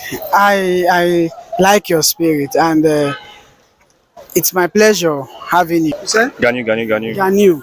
Ganiu, have you like what is your greatest challenge in life? Oh, to be honest, for now, it's easy school. To be honest, I won't lie. This school, like, I won't. The stress here is too much, and I know, I know I will survive. That's the greatest challenge I'm having now, like now. Okay, have you ever been depressed? Has it caused you to be depressed? Almost, but I also have to like do what I love doing to like get everything out of me. You know what I'm saying? Like, I don't know, music and everything, just to stop feeling sad. But I almost got depressed. So are you giving up on school because it's making you to be depressed, I can't or give you up on want school. I can't give up on school. It's not possible. I know I will survive, like I said, I know I will survive, but yeah, I can't give up on school. Okay, I like your spirit. Though it is depressing, but you still push. Yeah. And this last question, where do you see yourself in 5 years time? To be honest, I want to see myself in a great place, but this is my hands. Yeah, this is my hands. But yeah, I'm working towards it. I can't just say this and that. I'm working towards it, but hopefully I'll be in a good place. Yeah, yeah. All right, thank you for your time. Yeah, thank you. God bless you. My name is Collins, and I'm a YouTuber and a public speaker as well. I want to ask some few questions. Like, have you ever been in a situation where you felt depressed before? Oh yeah, I'm currently depressed. Okay, so can you? Yeah, I'm So depressed. what about you? Yes. Yeah. Sure. Do you mind sharing what Oh, led to that depression? well, firstly, I don't have money. I need It's money. financial, It's not only financial, it's also emotional in a way. emotional. Yeah, back at some point in time in my life when I was still a little bit younger, I went through a particular series of heartbreak that caused me to, go into the particular state I'm in, which is being depressed. So, yeah, Okay, mine was I was depressed because I wasn't getting what I wanted, and I was really really down. But finally I got it. actually, I get depressed, but I just remember, I can't remember when last I got depressed. Like, what's the reason? What is the reason? Like I kept doing something and it wasn't yielding. Like it wasn't bringing results. Like my business kept trying. Just how to. What do you do? I'm an affiliate marketer. Affiliate marketer. Okay. Yes. I'm also an affiliate marketer. Very But well. how did you manage that? It was took time, a lot of time to get, like to start getting what I needed. Took lot of time. Like you have to study and implement. All right. So how did you manage it? Well, I worked towards it. My sleepless nights. I got sleepless nights, and I worked towards it during those nights. Yeah. All right. What about you?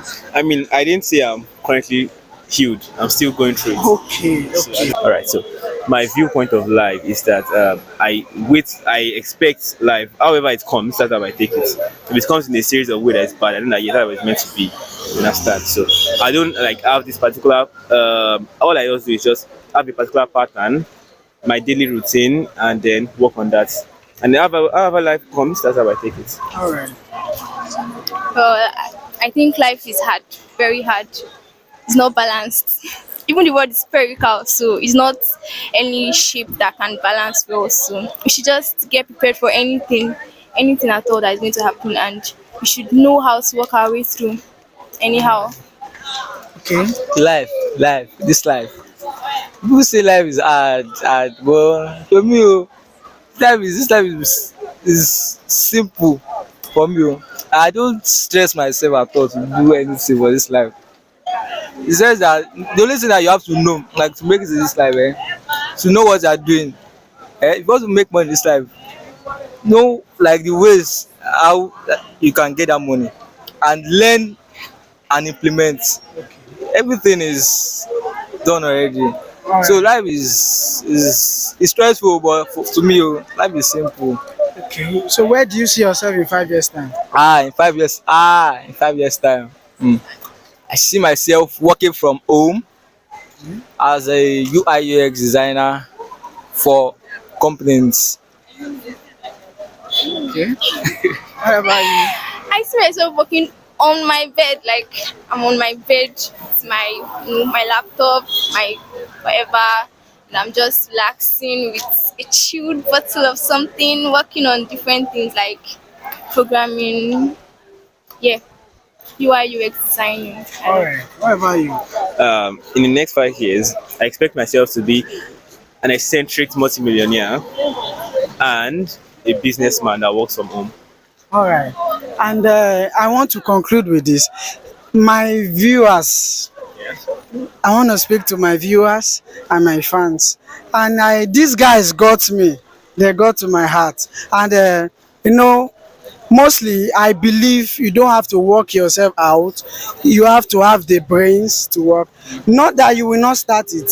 I have a business and you run it. You start a business by yourself because the first years of your business you must be present. Then afterwards you can just employ people and still do some other things. I diversify streams of income, not one. The only way you can survive in this our economy is to have different streams of income. Sure. I really love you guys and it's my pleasure to have you, and I will leave you with this word that life isn't always fair, but irrespective of what challenges life brings to us, we should take it slowly and steady. We should not, because of any challenge, do something that will lead us into more problems, which I call self-inflicted problems. So that is just it. And I hope to see to see you at the top in 5 years' time. All right. Now, as you have seen, I am done with the interviews, and we've heard of so many viewpoints. And I hope you were there. You didn't go away because you need to listen to these guys. Some had vision, some do not have. And these last guys got me so much. They got to my heart. Their kind of mindset, I love it so much. And I want to say something. Life isn't always fair. Because life isn't always fair, you just have to expect that challenges will happen. As we are different, so as challenges happen to us differently, so we don't have to allow these challenges to affect us. We should try and be positive. We should try and manage it well. Do not let problems of life cause you to make more problems, cause you to make more decisions that will lead you into more problems. I know you are following. Say no to depression. This is a Galvanized TV. I would love you to like, share, and subscribe to my channel. Don't forget, it's still hashtag say no to depression. I celebrate you. See you in my next video.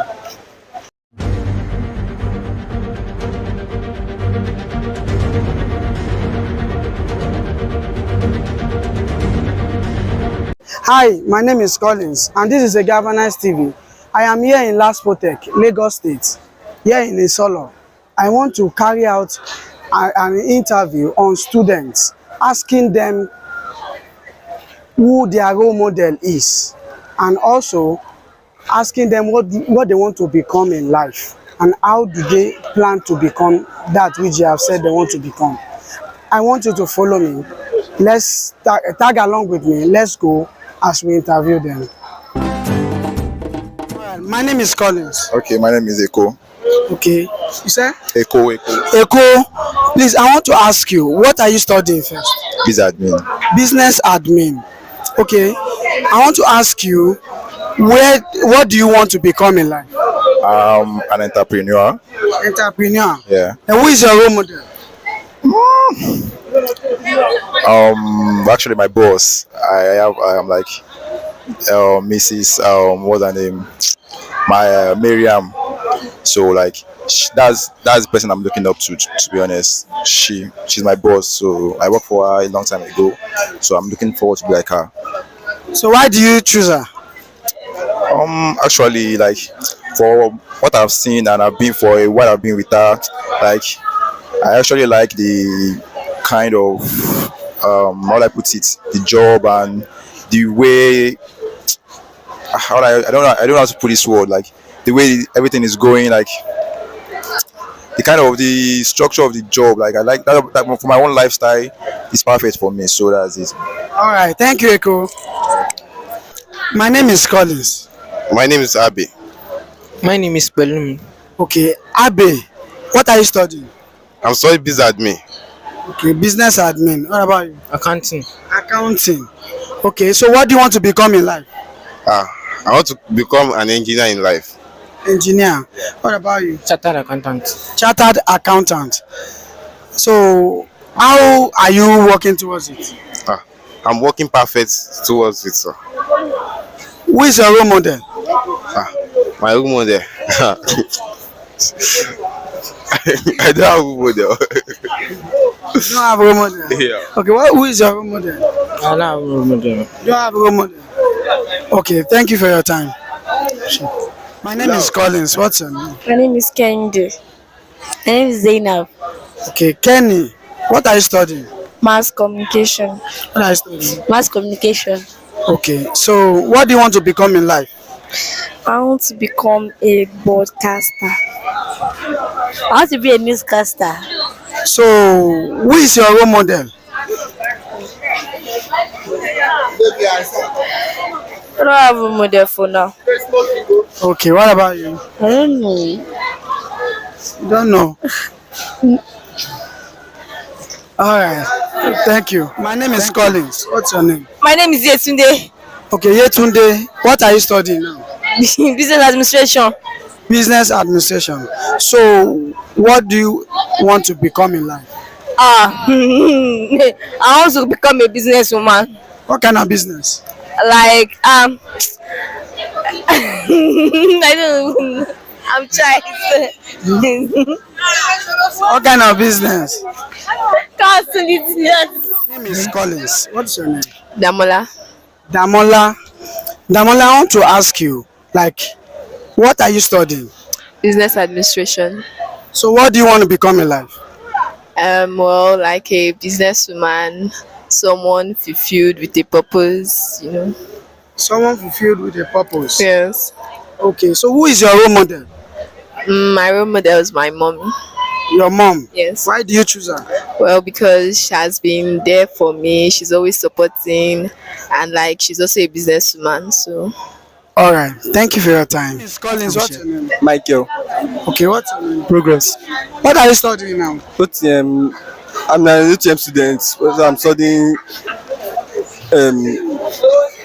keyboarding. Sir? I said I'm studying keyboard OTM. OTM. Yes, What does that mean? It's office tech and management. All right. What are you studying? OTM. We are studying the same thing. Okay, office technology and management. Okay, what do you want to become in life?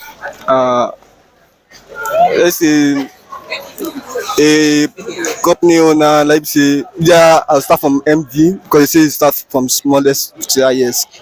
So yeah, I start from MD, then I own my own company myself. How to establish my own company myself. What kind of company?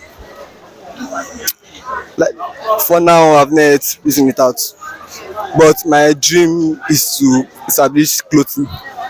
Clothes. What about you? What do you want to become in life? I want to become, as in, I studied to become this manager or secretary in government where there is, secretary in those governments. So who is your role model? That is like Dangote. Dangote. Yes. Who is your role model? Role model is Davido. Yeah. And why do you say it's Davido? Because I like him really, as in I enjoy his song very much. All right. So why do you choose Dangote? Because the man is an hardworking man, and I see him as a role model because he has different companies that is brought out. So that's exactly the dream I has. So we should establish different things like him. Thank you for your time. My name is Collins. What's your name? Elizabeth. Okay, Elizabeth. What are you studying? OTM. Okay, what are you studying? Same thing. OTM, Office Technology Management. So, what do you want to become in life? I want to be a businesswoman. What kind of business? I importing and exporting from one country to another. All right. What about you? What do you want to become in life? I want to become a manager of a company, What kind of company? like hotels and more limited liability company. Okay. So, who is your role model? My role model. I don't have a role model. No role model. All right. Who is your role model? My role model.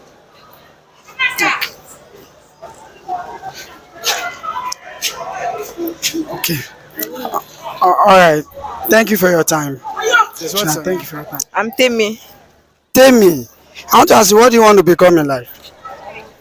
I want to be a businessman that will make more money and Okay. at least just have money to look after myself. So, what are you studying? Business admin. What's your role model? Who is your role model? My dad. Your dad. Why did you choose your dad?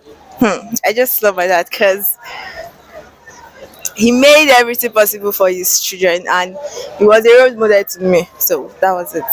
Okay. Thank you. Prosper. Prosper. What's your name? Victoria. Okay. So, what are you studying now? Accountancy. All right. What about you? What did you say? What are you studying now? Accountancy. All right. Accountancy. What do you want to become in life? An accountant, of course. All right. What do you want to become? An accountant too. Okay. So, who is your role model? My dad. Why did you choose your dad? Because he always push you. He's the one motivating me that I can Motivating you to. become an accountant. All right. What about you? My mom. Why do you choose? Because she's the one that I've been since when I'm small. She has been the one helping me. So that's why. Okay. All right. Thank you for your time. My name is Ayomide. All right. What's your name? Shegun. Okay. Ayomide, what are you studying now? Mascom. What about you? Wow. What are you studying now? Marketing. Marketing. What do you want to become in life? Director Director of what? of music video. Okay. So, who is your role model? TJ Omori. Why did you choose him? Because I like the way he's creative. All right. Then, what do you want to become? Businessman. Businessman. What kind of business? Getting the exporting and all these exporting goods, exporting goods from one country to another. Okay. So, who is your role model? My role model, my mom, Why did you choose her? was just like she's there for me. All right, thank you. Now that we are done with the interview, if you are following, you will see that some have role models and some don't have, and which is not really good. Role model is someone that is in your line of business. Role model is a person that you are following that is in the same line that you are in your field, in your area of profession. For instance, if you are a business person, in the same line of that, in your same line of business, you look for a role model that is also doing the same thing that you are doing.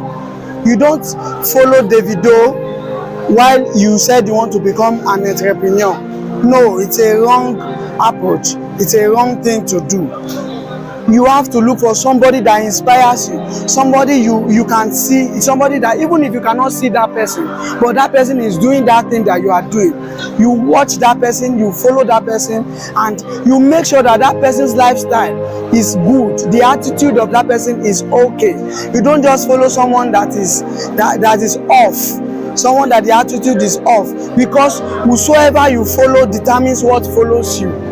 So you have to be careful whosoever you follow, so that you don't become exactly that person. We desire to be greater than our role models. So you should do better than your role model, and you should make sure you are choosing the right kind of person. Choose well. Don't say because this person is this, is that, is there for me and this and that, that's why you chose the person as a role model. No, a role model should be someone in your field, someone that is doing that which you are doing, that can guide you, even if it is not one-on-one, even if you are not seeing that person. What that person is doing can guide you on what to do. For instance, I'm a writer, and I say John C. Maxwell is my role model because I love the way he writes. I love the way he aligned his books. So I follow that process. I follow that way, but I don't see John C. Maxwell. But he's doing the same thing that I am doing. So I want you to follow through what you are doing with passion and get a good role model for yourself. That will help you that will help you to get to where you are going to faster. Thank you for being there for me. Thank you for always watching. This is a Galvanized TV. If you are watching on YouTube, don't forget to subscribe. Don't forget to click on the notification bell. Don't forget to like, share and comment below. And if you are watching on Facebook, don't forget to follow my page, like and also share, even comment, to reach many people, because you don't know how many people you are saving from depression. Don't forget, it's still hashtag say no to depression. I celebrate you. See you in my next video. Hi, this is a Galvanize, and you're watching a Galvanize TV. Now I'm in Jaramon here in Ikeja. Today I want to be asking people, I want to be doing a self-esteem test. I want to be asking people how they can describe themselves, or how they would describe themselves in one sentence, just to know the level of their self-esteem. As we go along, please follow and watch to the end. I will be back shortly. This is a Galvanize. What's your name, sir? My name is Victor. Okay, Mr. Victor. Yes. I want to ask you, how would you describe yourself in a sentence? Myself, I'm an achiever. I'm a go-getter. I don't wait for people to spam me up. I spur myself up and I go for what I want. Okay, so why did you say so? Can you explain? Looking at the economy, if you are holding back to wait for the government to push you to do something, or you want to go and work for somebody, the work might not come for you. So you need to inspire yourself. You need to think outside the box, what hasn't been the normal, and you go out for it. Thank you very much, sir. This is a Galvanize. Your name? Michael. Okay, Michael, how will you describe yourself in one sentence? In one sentence. Okay. My name is Michael. I'm a man of integrity. Okay. To describe myself in 1 minute. One sentence. One sentence. Okay. Sorry. That one is too hard. It's too hard. To describe myself in one sentence, I just say, okay, I'm a man of my way, I'm a man of integrity. Anything I'll be man, or anything I say I want to do, that's what I do. And I'm not the kind of person that cheat people or do like this with people. I would have asked you why did you say so, but you've already explained that. Alright, thank you very much for it. This is a Galvanize. What's your name? My name is Gideon. Okay, Mr. Gideon, how would you describe yourself in one sentence? Awesome. Awesome. Yeah. Okay, so why did you say that? Awesome because I follow life religiously. I don't go for what does not belong to me. You understand? I'm this kind of person that if this is not for me, it is not for me. I don't manipulate things, so I'm living an awesome life. Okay, that's you. Are you? I'm me.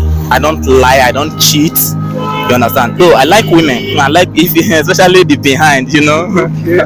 I like woman. You know. It's in us. It's in our blood. Even Adam. Alright. Yeah. So. Alright. Thank you for your time. Thank you very much. Good morning. My name is Collins, and this is a Galvanize. You can call me a Galvanize. What's your name? My name is Toby. Okay, Toby. Alright. I want to ask you, how would you describe yourself in one sentence? little to do on hand on the spot. I don't know. I try. I try. You try. Yeah, that's how I describe myself. I try my best. You try your best. Okay, why did you say that? Why did you describe yourself like that? I feel like that's, I don't know, the best way anybody should. Like, there should always be a purpose at which you should attain, get, and you should keep trying, I guess. Thank you for your time. I appreciate it. This is a governance. What's your name? My name is A1, aka Iron Bash. I can't see now. Okay, so how will you describe yourself in one sentence? Hustler. I'm a hustler. I dey hustle na as far as hustle go pay, but without the hustle, you no know when the hustle wan pay sef. Na the main thing. But why I just put it as a hustler be say so that as I dey hustle, make I get money. But me and government dey help, you understand? So that make the masses hustle well. You understand? They say make we farm, make them bring machinery so we go use farm now. How many years I wan use hold the farm? Make them help us, make them open companies instead of me see we are giant of Africa. Make them encourage us to hustle. Some say I go dey push barrow from morning to night. How much I wan get? How much I wan save? How much I wan chop? Tomorrow I go say I wan marry. I'm a hustler, I be compound hustler. I no fit go thief. I no dey thief o. I go hustle, but then get where the hustle say you go hustle. Say you go hustle, you no get money. Maybe I'm a hustler. You know that song. I'm a hustler. That kind of thing. Thank you for your time. This is a galvanize. What is your name? Yetunde. Larry. Okay. And Yetunde, how will you describe yourself in one sentence? I'm Yetunde. I'm myself. Okay, so why did you say so? Because I am my father's daughter. Yeah, let me just speak like that. Okay. So what about you? I'm How would you describe truthful. yourself? Truthful. Let's just say truthful. Why? Because I'm truthful. Explain further. Why did you describe yourself like that? Because I see things the way they are. All right. Thank you for your time. This is a galvanize. What's your name? I'm Bamdele Remleku. Okay, Mr. Bamdele, how will you describe yourself in one sentence? Yeah, I'm Bamdele, IT technician. That's all. Can you explain further why you describe yourself like that? Yeah, because actually I'm a microbiologist anyway, but the situation of the country don't allow me to practice what I study. So a friend just connects me, and from there I decided to go into an IT, and since then that has been what it is. Thank you very much for your time. This is a galvanize. What's your name? Joshua. Okay, Joshua, I want to ask you, how will you describe yourself in one sentence? I would like this myself in one sentence. I'm just being myself. That's all. Okay. That's all I can say for myself. Just myself. Why do you describe yourself like that? Because I'm a simple person. I take things the way it is. That's it. Alright, thank you for your time. Alright. This is a galvanize. What's your name? My name is Funke. Okay. You are married? Yeah. Mrs. Funke, I want to ask you, how will you describe yourself in a sentence? I'll describe myself as being straightforward. As being straightforward. Why? Straight to the point. Because I don't know how to pretend. I will show you, okay, this is me, then show me who really you are. Don't pretend. And I think that's what I can just be straightforward and alright. Be real. Be real. I like when people are real. Sir? I love it when people are real. Be real. Alright. Thank you for your time. I appreciate it. This is a galvanize. What's your name? My name is Lawa. Okay, Mr. Lawan, how will you describe yourself in one sentence? I'm a free man. Okay, why do you say so? Explain further. I like relating with people, so I'm a free man. Alright, sir. Thank you for your time. This is a galvanize. What's your name? Chums. Okay, Chums. I want to ask you, how will you describe yourself in one sentence? I think I'm extra whenever I want to do things. I just tend to be extra. So that's the word, extra. Can you explain further why you describe yourself like that? Okay, take for example my business.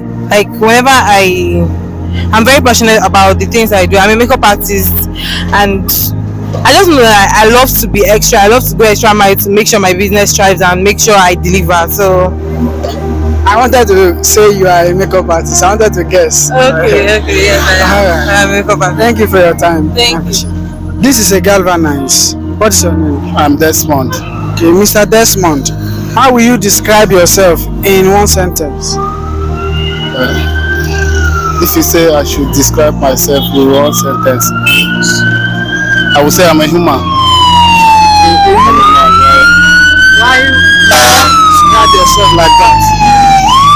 Because if you are given a privilege of a sentence, that would be very difficult for me to express myself. But if I can say it in the word, then I will say I'm a human being.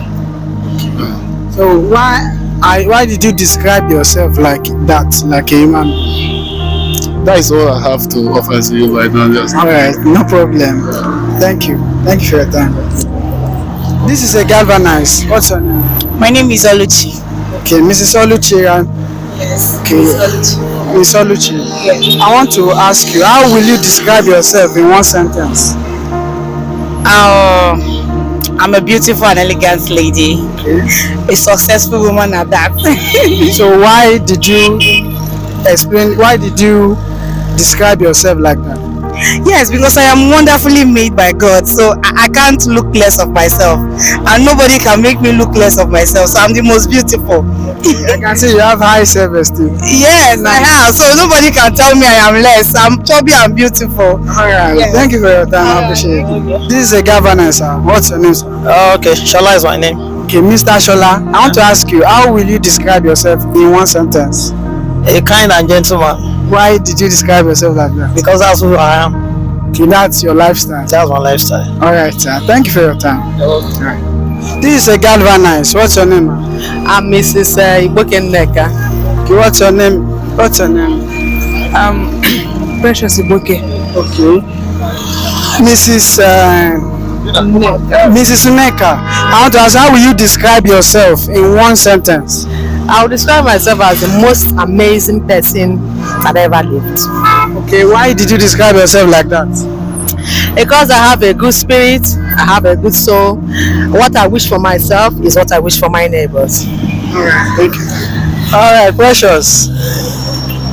How will you describe yourself in one sentence? I will describe myself as the most precious girl, I will describe myself as the most beautiful girl, the most precious girl, the most intelligent girl. Okay, so why did you describe yourself like that?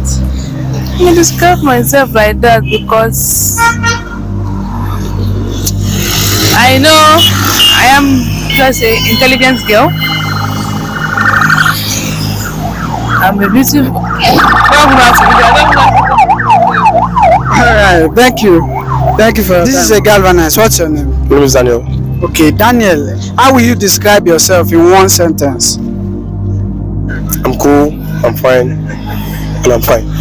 Why did you describe yourself like that? So that's who I am. That's because I have taken my time to know my person very well and live like that.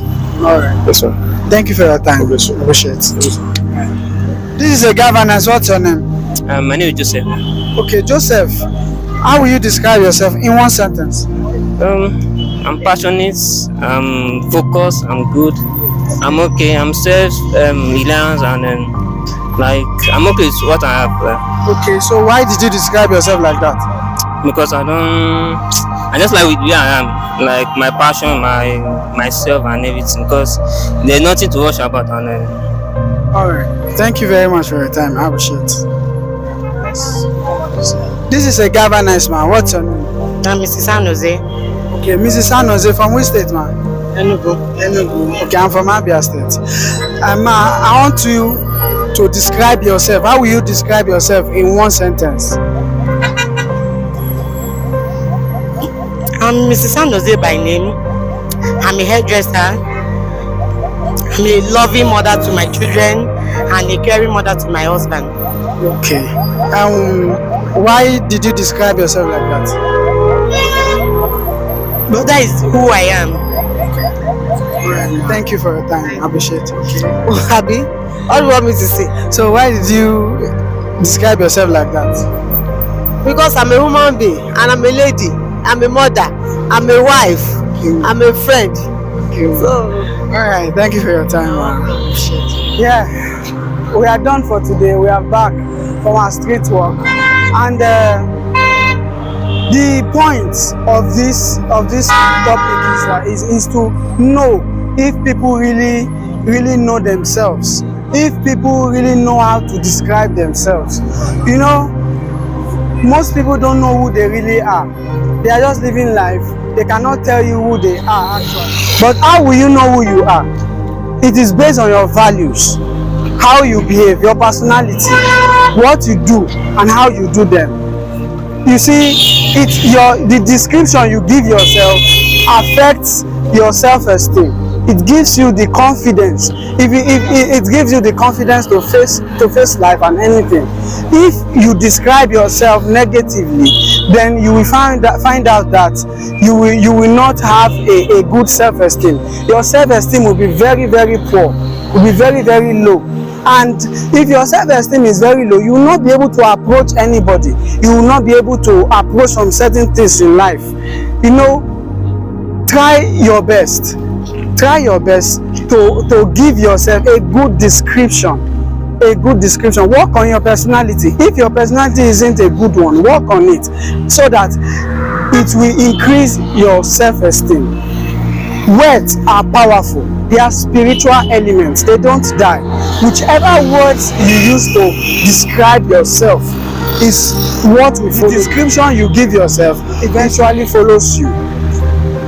If you say you are just a human being, then you can appear ordinary.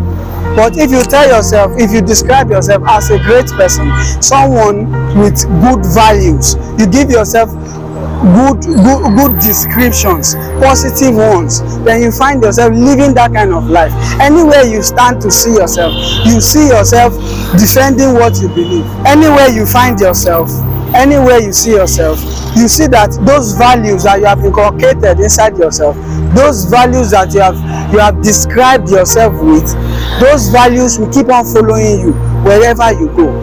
Describe yourself in an appropriate way. Give yourself a good description, because it will affect your self-esteem, and whatever affects your self-esteem affects your life. If you are watching from YouTube, I want you to like, share and subscribe. Also comment below. If you are watching from Facebook, also comment below, like, share and follow my page. Do not forget that it's still hashtag say no to depression. Raise your self-esteem. It is very important. See you in my next video. I celebrate you.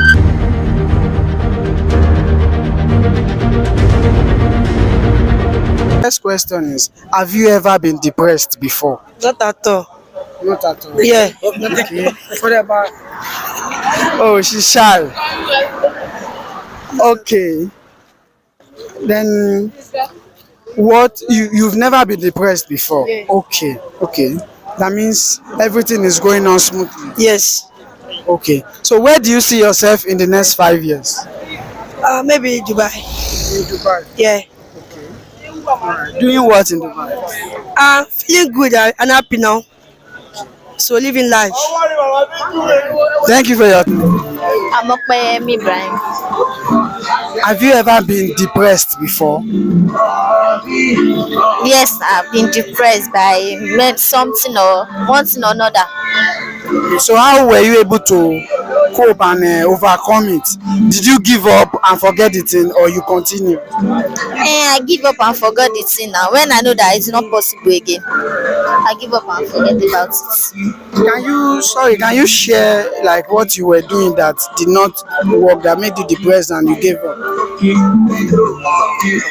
Maybe when I had some issue with my business, something like me working, then the business is not moving forward. for the way I think it should be, I would like, well, let me just forget about it, then look for something, another option, so I can rise up myself again and forget about the ones I lose. How are you coping now? You just started this one. So how is it going? It's moving on fine. Okay. So I want to ask you, where do you see yourself in the next 5 years? I want to be higher. I want to be a great person, like all those our presidents, and be higher than them also.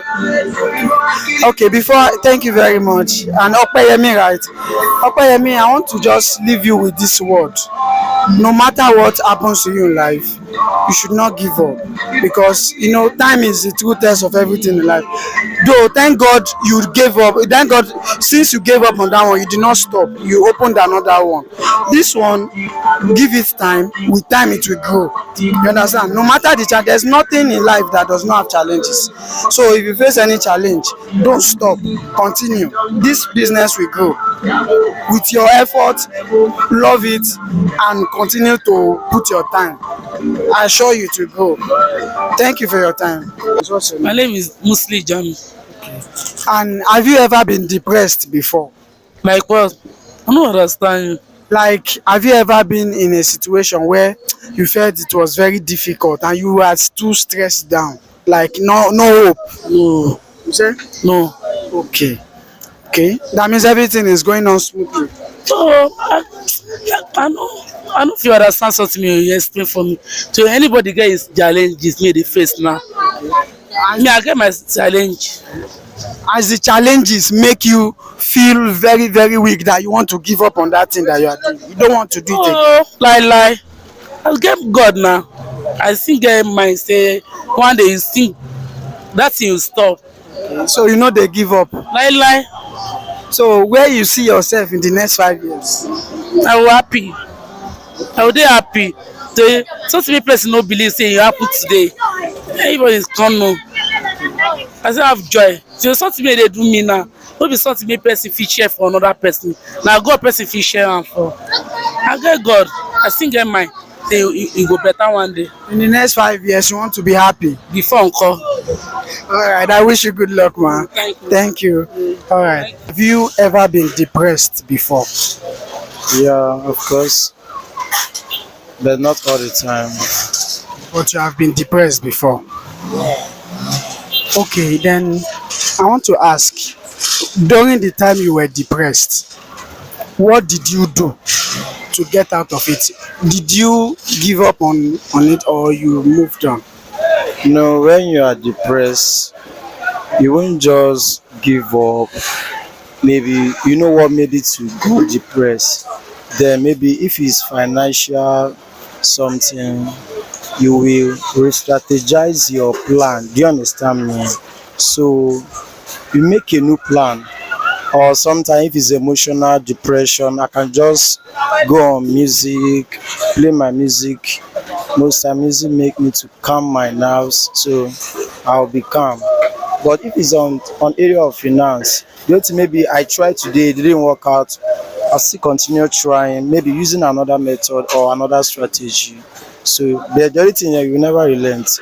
If you relent, now you fuck up. That is just it. So that is just it, bro. Okay. You are from which state? Me, I be Anambra now. Anambarian, the real Anambarian. We don't take shit. We don't give up. I love your spirit, really. And lastly, if you don't mind, where would you like to see yourself in 5 years' time? Oh, in 5 years' time, maybe I want my company name to be made known. Like in 5 years' time, if you've not known my company, like in this Lagos, if you've not heard of me, maybe I've not started. Lagos must hear my name, or Nigeria as a whole. Do you understand?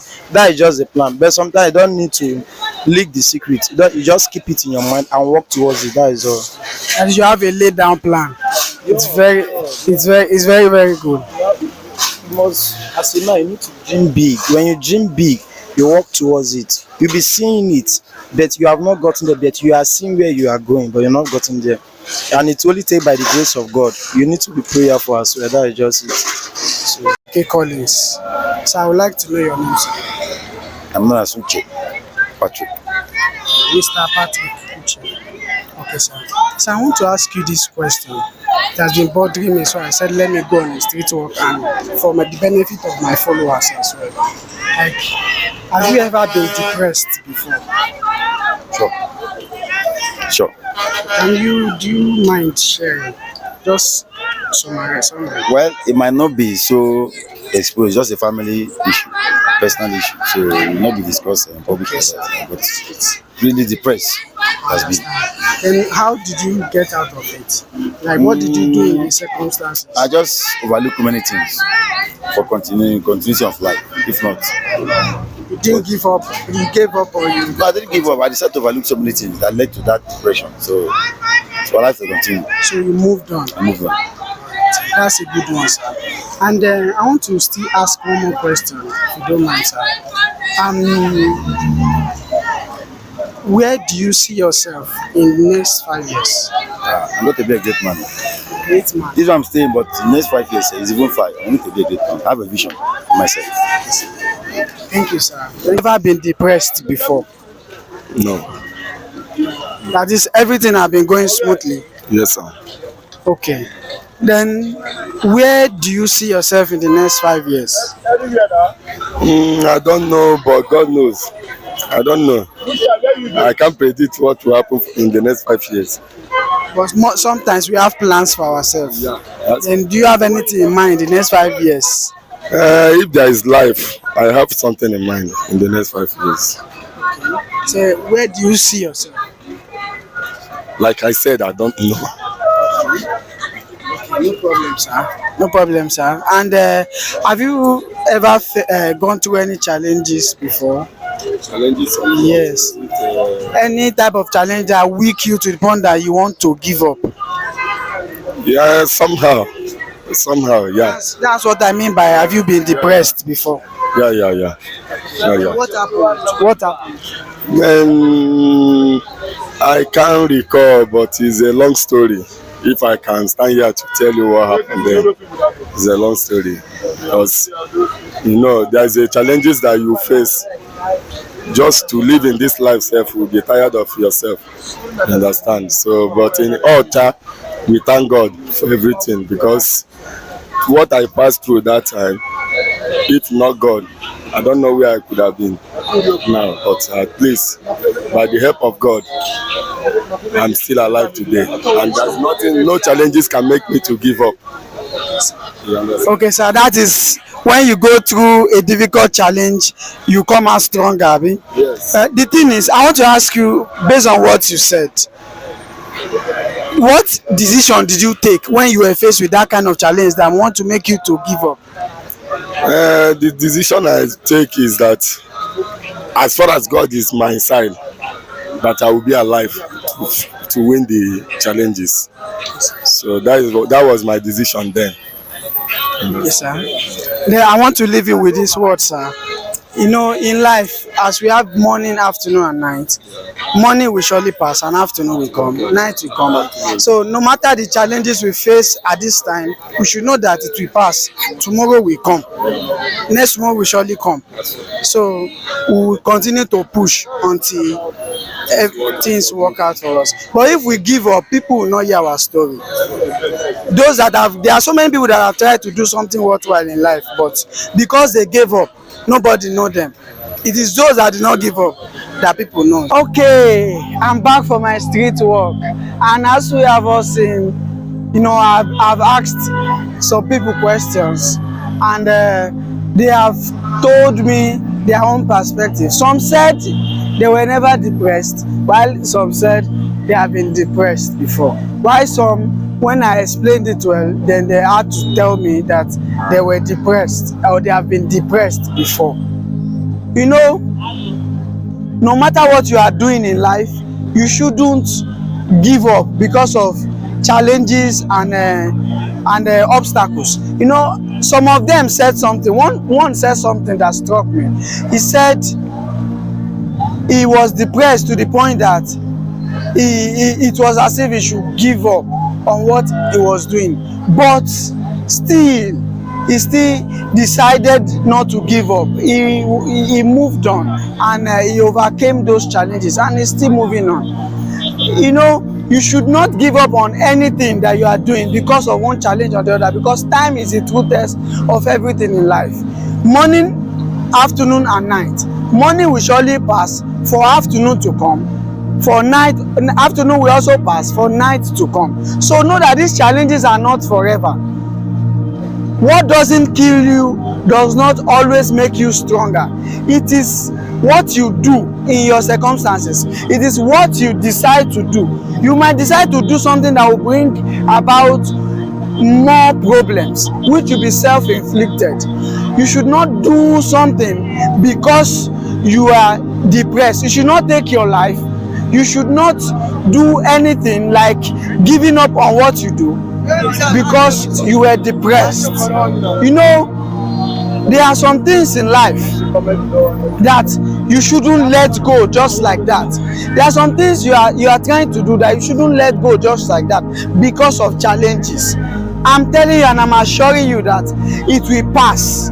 It will pass. When you decide not to give up, when you decide not to, because of your situation, to go and steal or to go and shut down your business, or to go and start begging for food and all those things, or to go and just do something because you are depressed. No, do not take your life. I want to tell you, share this video to everyone. Let everyone get access to this video because people need it. You never can tell who you are helping to save from depression. This situation will pass. Don't let it kill you. Don't take your life. Say no to taking of life. Say no to killing oneself. Say no to suicide. Say no to depression. I celebrate you. Don't forget, this is still a Galvanized TV.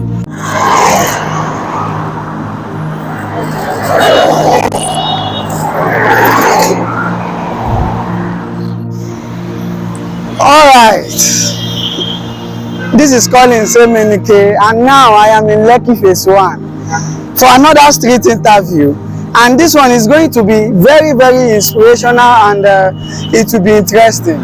I'll be asking them what is regret and if they have ever regretted anything before. I want you to sit back, watch, follow me as I go, as I move on to interview people. Don't forget, it's still hashtag say no to depression. Watch to the end and you will not regret it. Thank you. Alright. Good afternoon. My name is Collins. My name is Richie. Okay, Mr. Richie, I want to ask you, what is regret? What is regret? Regret is something that you felt bad of doing. Something you did and you're feeling bad that if you wouldn't have done such. So have you regretted anything before? A whole lot though. Can you share one? I wouldn't like to do that. Just one? I wouldn't like to do that because it's something really bad. I did it purposely, so I felt bad about it. Okay, so have you moved on? Yeah. You are still regretting? No. Alright, thank you for your time. Thank you, sir. Alright, my name is Collins. I'm Joy. Okay, Joy, what is regret? It's my own opinion, right? I think it's probably when you do something wrong and what was supposed to be right, and you do it wrong at the wrong time, actually. Okay, so have you regretted anything before? Yes. What is that? Just one. Yes. Okay. So I've actually regretted, let's just say, packing away from my former house. Can you share why did you regret that? Okay, the area I went to actually was more boring than expected. I mean, there is no sales of my kind of business. Yeah. So what do you do? I'm a designer. I build clothes. Okay. All right. Thank you for your time. Yeah, thank you. My name is Collins. What's your name? My name is Olabi Bakari. Okay, Mr.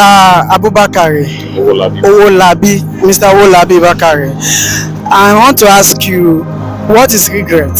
Regret means like someone that made a mistake that that the person is like want to control his mistakes, like want to, you understand, like regret something that has been, that's something that you regret, you understand. So have you regretted anything before? I haven't regretted anything before. I have not regretted anything before. So what would you say to those that regret? I'll only tell them sorry that it is once people learn that once they regret they have to like apply wisdom in anything they are doing. All right, thank you for your time, sir. Good afternoon, sir. My name is Collins. Okay. My name is Jeremiah. Jerry. Mr. Jerry, what is regret? You mean regrets? Regret can come in it. Like in me, in my own ways. Why regret is when you regret of what you have done. Like maybe you have done something wrong, and you at the end of it, you now feel regretting it. That I wish I know I wouldn't have done this. Maybe the thing is having a negative effect on impact on the person's life, so the person can feel regrets or such. So have you regretted anything before? Well, I would say yes. Just share one. I'm 30 years. I'm okay. What I've been regretting is something like, okay, there's maybe, let me just give you an example. What I've done, I've regretted. Like things that I've done for a very long time, and I was wasting time on it. So when the time I needed it, like I should have it in my hand. Okay, let me just give you for example now, my particular educational aspects. There's something I could have done, although it's not as if I did it purposely, but because of some circumstances. But I'm regretting it because I have done it earlier. So that is what. Alright. Thank you for your time, sir. My name is Collins. What's your name? Charity. Okay, Charity. Your name is nice. And what is regret? Eh? Regret. What is regret? Regrets. Like being conscious of what you've done that is bad. Okay. So have you regretted anything before? Of course, I regretted so many things, but not things I can't even remember anymore. You cannot just share one, just one with us. I can't remember any because I left them behind. You left them behind. Yes. There are some that will leave a scar with you. I don't think so. I can't remember any. Can't remember anything. You're sure? Or you have regretted something before? Many things. Oh, yes. Alright. Sure. What will you tell those that are regretting something right now? Regretting something is like making a mistake and going back to it. You regret, like, I'm not supposed to. So what you need to do is, like, if you do something once and you regret, you move on. All right, thank you for your time. My name is Collins. My name is Okikiola. They call me LAMZ Lambs. Okay, why do they call you that? Because I'm into music production, so that's my music stage. Okay, it's a nice name. It's a pleasure. All right, and I want to ask you, what is regret?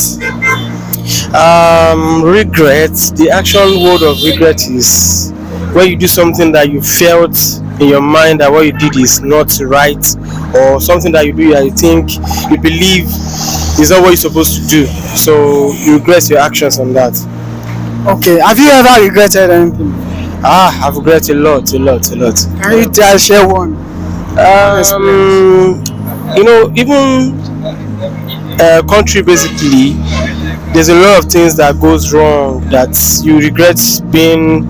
I'm not regret being a Nigerian, but at least a lot of things that are going wrong which is not supposed to be. So with that alone, you regret your actions, you regret being in in this country so far, and most of my regret actions are majorly on when I have business with you, and that business at the time goes on, I get to regret that why do I get this from you, simply because of your conditions and criterias and all that. So I think with businesses and a lot of things like that, I have a couple of So are you still dwelling on that regret?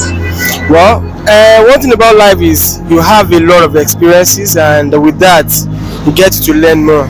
So in order to not to find yourself in that situation anymore. So and that word of regret in life I mean is a part of lessons, which when you regret on this action, in another time you won't be able to fall back to that same situation. Thank you for your time. I appreciate it. Madam Jibola. Okay, Madam Jibola, do you know what is regret? What is regret? Regret. May person regret wetin dey do abi? Yes.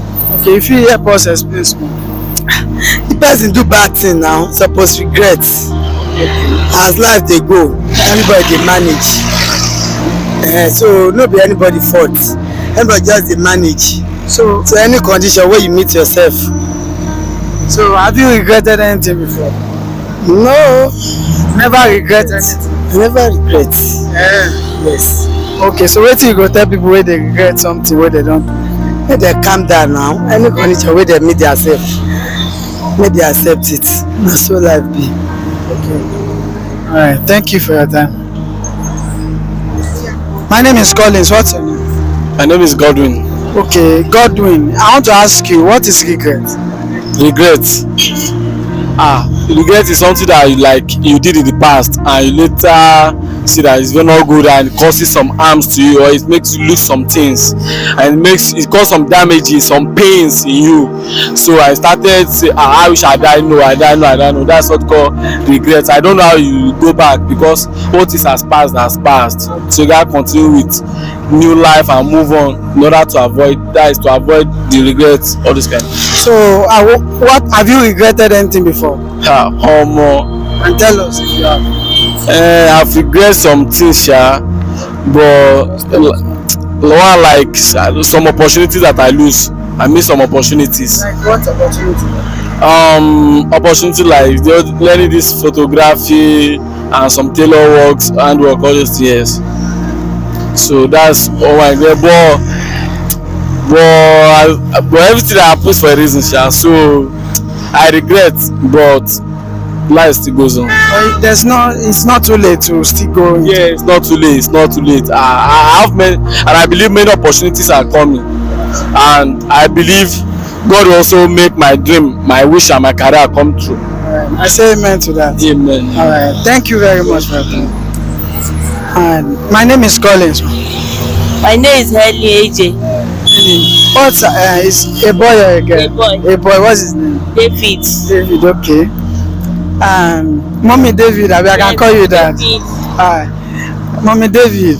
I want to ask you, what is regret? Regret. Regret. Yes, regret. Regret.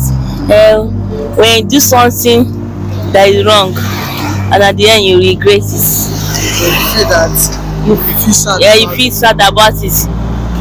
Yeah, so have you regretted anything before?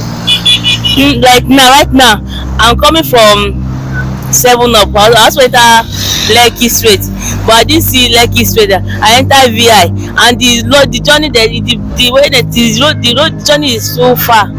I've not passed the road before. Look at now, I'm just getting here now, so I'm tired. So I'm regretting enter the VI vehicle because I not enter Lekki Straight. Now that you are regretting it now, what are you going to do? The next I won't enter again. I'll enter Lekki Straight. Will you still be remembering this one? I remember. I cannot forget it. I'm tired. But for you to move on, you have to forget it. I'm forgetting. All right. For today. Thank you for your time. All right. And we are done for today. And we have listened to so many people's point of view. Some have told us what regret means and what they have regretted in life. And you were there. If you were there, you have been following. But I will tell you that, you see, regret is a feeling of sadness over what you have done or what you did not do, what you would have done that you did not do. Regret only happens when you don't learn from a situation. No sense looking back. With look forward with new knowledge and no regrets. If you allow the tears of yesterday to still remain in your eyes, you will not see the glorious future ahead of you. If you allow the tears of yesterday to still remain in your eyes, you will wallow in tomorrow's mud of frustration. Regret is just like a mud. When you are passing through a muddy area and a car splashed a mud on you, you imagine, and you are putting on white, imagine how dirty you are going to look. That is what regret does to you. Regret will make you look so dirty that you will not want to do anything again in life. Regret will keep you on the spot. Regret will make you feel so sad. Regret will make you feel like you are nothing. It will reduce your self-esteem. You see, just like the man in Abuja, that a certain time in Abuja, that bet with his whole money on a match and he lost. After losing that match, after losing that bet, the man committed suicide. Why will he commit suicide? Probably because of the challenges that will be waiting for him. No sense looking back. Look forward with no regret. And I will tell you again that regret only happens when you don't learn from a situation. You have to learn from your regrets. I will say there are no mistakes. There are only opportunities. Only if you open your inner eyes to see them. Mistakes happens, yes, but when you dwell on that mistake, you will not see the open doors ahead of you. Please, I would love you to stop regretting anything. I want you to look back. Whatever you have done before that is causing you regret, or whatever opportunities you had before that you didn't take action on, you didn't utilize. Don't dwell on it. There are new opportunities that will come. Continue to look forward. Look for new ideas. Think about new things. Do something that will better your life. Don't regret your past. Your past should be your past. This is the present. It is the only time to remedy yesterday's mistakes. Today is the only time to remedy yesterday's mistake and appropriate tomorrow's future. And when the log burns and the ashes drops and reveals the red coal heart, which is the glory of the amber, I will tell you, if you done something and you failed in it, look forward, re-strategize, plan again, and take action. Don't forget to like, share, and comment. If you are watching from YouTube, click on the notification bell, subscribe for new updates. And if you are watching from Facebook, I want you to like, share, and comment, and also follow my page. It's the hashtag Say No to Depression. I celebrate you. See you in my next video.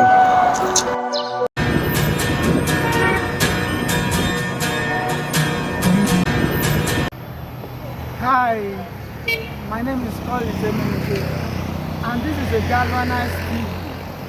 I am here at Abeokuta, to be precise, in Ogun State. I am here to ask people questions, to do a street interview, ask them if they are successful, and also ask them what is success, or how do they know they are successful, and if they are not, how do they know they are not successful, and probably ask them to spend. I'm Chioma by name. From Abia State. Choma, I want to ask you if you are successful. Are you successful? Indeed, I am. How do you know? With my achievements so far, I know that I'm successful.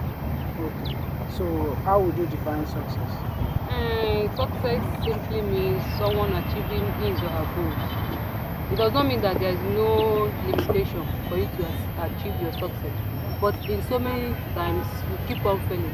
But the most important is not that you fail. The most important is that you keep on. At a particular point in time, that person will achieve his or her goals. Let me give an example. If actually, as a graduate, I wanted to pursue my education from secondary to the university, there are some that will not be able to make it the first time they wrote their JAMB, but that will not stop you from writing down. Keep on, some will keep on writing like 2-3 times, but at last you find out that they will still graduate, do their youth service, and also graduate as I graduated today. Alright, so I want to ask, where will you see yourself in 5 years' time? Where do you see yourself? I see myself in 5 years' time in a very big business of my own. Like what kind of business? I have so many businesses which I know I can invest on. Cosmetics business, tailoring, I'm fashion and design, mostly menswear. And can you help us with success spelling? X U C C E X X. Success. Thank you for your time. My name is Collins. What's your name? I'm Mr. Okoyemi. You said? Mr. Okoyemi, Okay. Emmanuel, I want to ask you if you are successful. I can't really say I'm successful right now because there are a lot of things I still plan to achieve in life, which I'm yet to achieve. And success is not basically on material stuff. We are happy and we live a life we want to live. I think someone should say that I'm successful. Okay. So I want to ask you, where do you see yourself in 5 years' time? I see myself in a big place. I become a very big politician that the red chamber, that's the Senate seat. Possibly being one of the largest farm owner in Nigeria, or being a military officer. Okay. And lastly, would you help us spell success? SUCCESS. Alright, thank you very much for your time. My name is Mayowa. Okay, Mayowa, I want to ask you, are you successful? Yes, I'm successful. How do you know? So I want to be able to get this and get my certificate. So what is success? Success is time that you after let's say going through a lot of things, getting and then holding up to something that is So where do you see yourself in 5 years? I see myself thriving in different sectors. Yeah.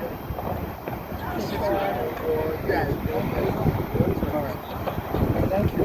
And if you don't mind, can you just spell success?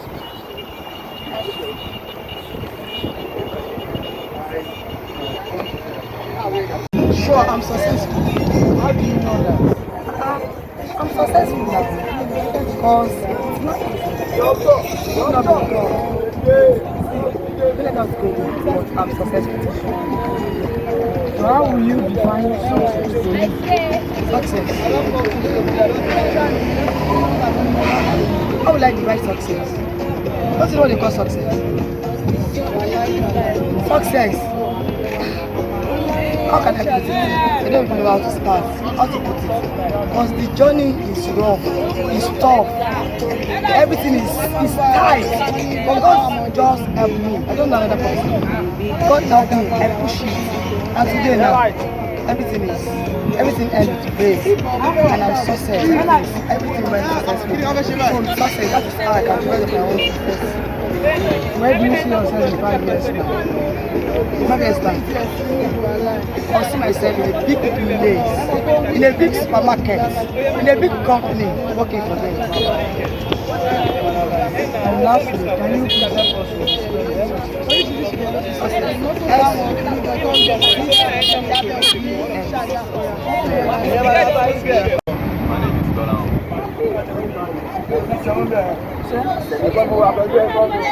I want to ask you, are you successful?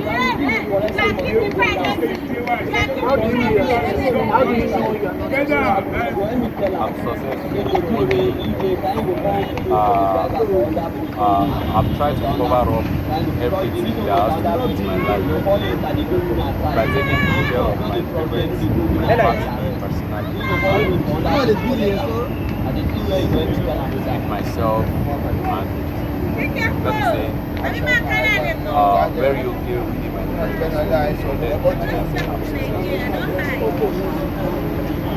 are you successful?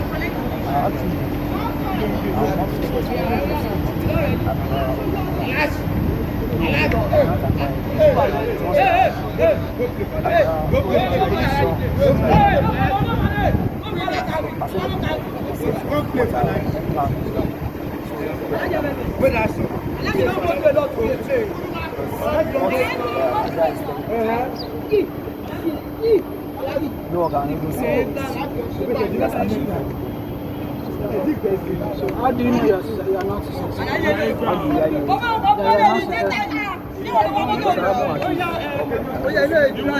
What is success?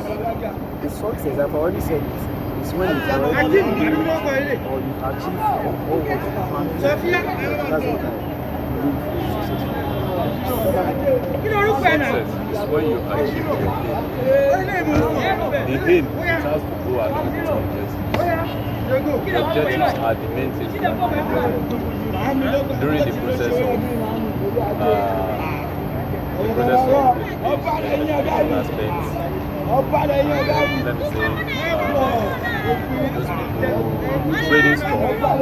So those are the objectives. All those things you meet along the line when you are trying to achieve something.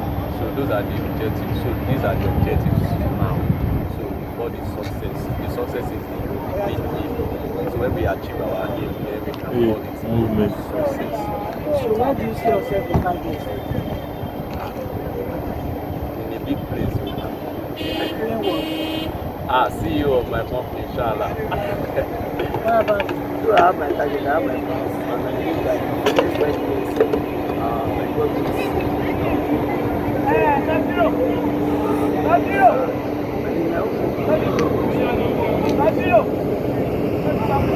Thank you for your time.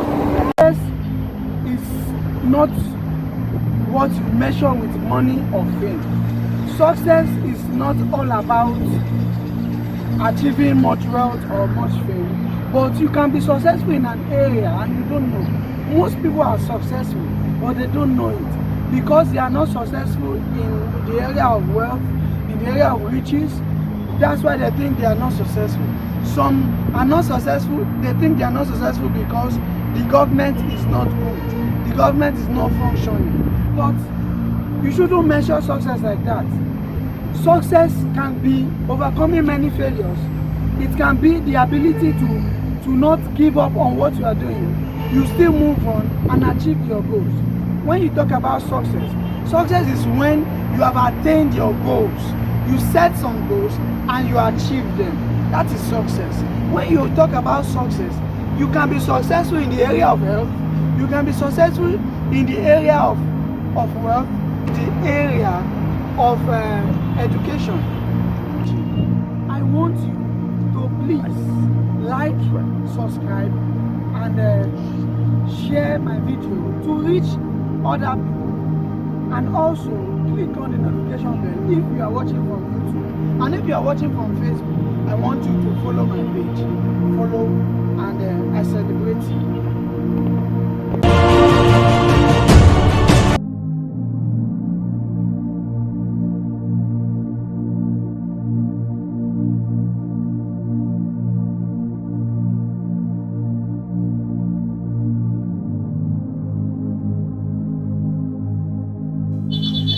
Hi, hello, good morning. My name is Emenike Collins, also known as AJ Collins Galvanize. Welcome back to my channel. And this week, I'm going to be introducing someone. Someone will be sharing her story. A lady will be sharing her story, her own scars. She'll be sharing the story, and I want you to learn something from it. You know, this world that we are now, there are so many things going on, and this video is particularly going to be addressing parents that have that habit, the habit of sending their children to live with another person without knowing that person fully well. We are going to be seeing this video, and I want us to do the needful. Good morning, good afternoon, good evening, guys. Please accept your greeting wherever you are. Today I'm so happy for being in your presence to express myself, to sell my scars. Thank you, Governor TV, for giving me this wonderful opportunity to be here right now. So, let me just go straight to the point. It all started like this. When I was 11 years old, my mom, brother, that is my uncle, came to our house to greet my mom. He traveled back from city and came to my hometown to greet my mom. Then he saw me, I greeted him. So after some time, when he wanted to leave, he went to meet my mom and told him that he would like to go with me to the city so that I can be helping them to do one thing or the other. So my mom said, okay, she will get back to you, that she needs to discuss it with me first. So when my mom came, because this was hard, truly this was hard.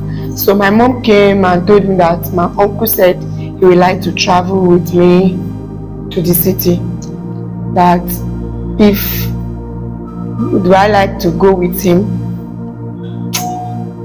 I didn't want to go, but because of the hardship and all that, I have to agree. So I told her, okay, yes, I'll go and stay with them. After all, he's my uncle. So my mom said, okay.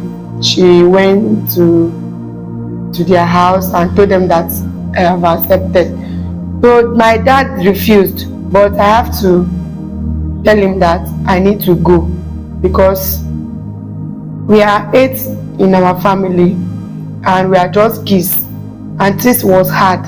So I have to go so that at least, you know now. So after some days, he came and picked me up. We traveled to the city, Lagos City. So when I got there, the wife gave birth to her second child. Yes, the baby was just 3 months old when I went there. So I greeted her. We stayed. So we were staying in good terms for some months. Then my uncle discussed with the wife that I have to start going to school. So and she agreed, which I started school. I entered government school out there. So I started schooling. So after some months, all of a sudden the wife started developing hatred, maltreating me, saying one thing or the other. Even what I did not do, she will just lie against me, tell my uncle that I did this, I did that, just for my uncle to hate me. But my uncle is just a good man, you understand? So, but the thing that pained me most in that house that I cannot forget, though I've moved on, but I cannot forget it, is that one day, it's 2 things. So one day, her child went to visit our neighbor. So the mom was not around. When she came back, she asked of him. I told him that he's in our neighbor's place. She said I should go and bring him. So when I got there, the baby don't want to come back. So I have to force him. I carried him on my shoulder to bring him home by force, you understand? Because if I should go without that boy, it will be wahala. So I forced him, I carried him on my shoulder. On the process, when he was struggling to come down by force, I didn't know he was with razor blade. He picked razor blade in that our neighbor compound. So on the process, when he was trying to come down now with force, he used the razor blade to injure me on my hand. This is the mark. I'm still having the mark here. So this is the mark here. Yeah, the mark of down. So, but there is a reason why this thing could not clear. When I shouted, I left the baby, I was crying. The mom came because it's very close. She came, she asked what's happened. I narrated the story to her. She said that sounds me right. She carried her child and left. I followed them. You need to see the blood that was rushing in this man's hand. She does not care. She didn't do anything to treat it. I was like, so I have to use some clothes to tie it. When she saw that much blood was coming out of my arms, she quickly brought out spirit. You know how painful spirit is.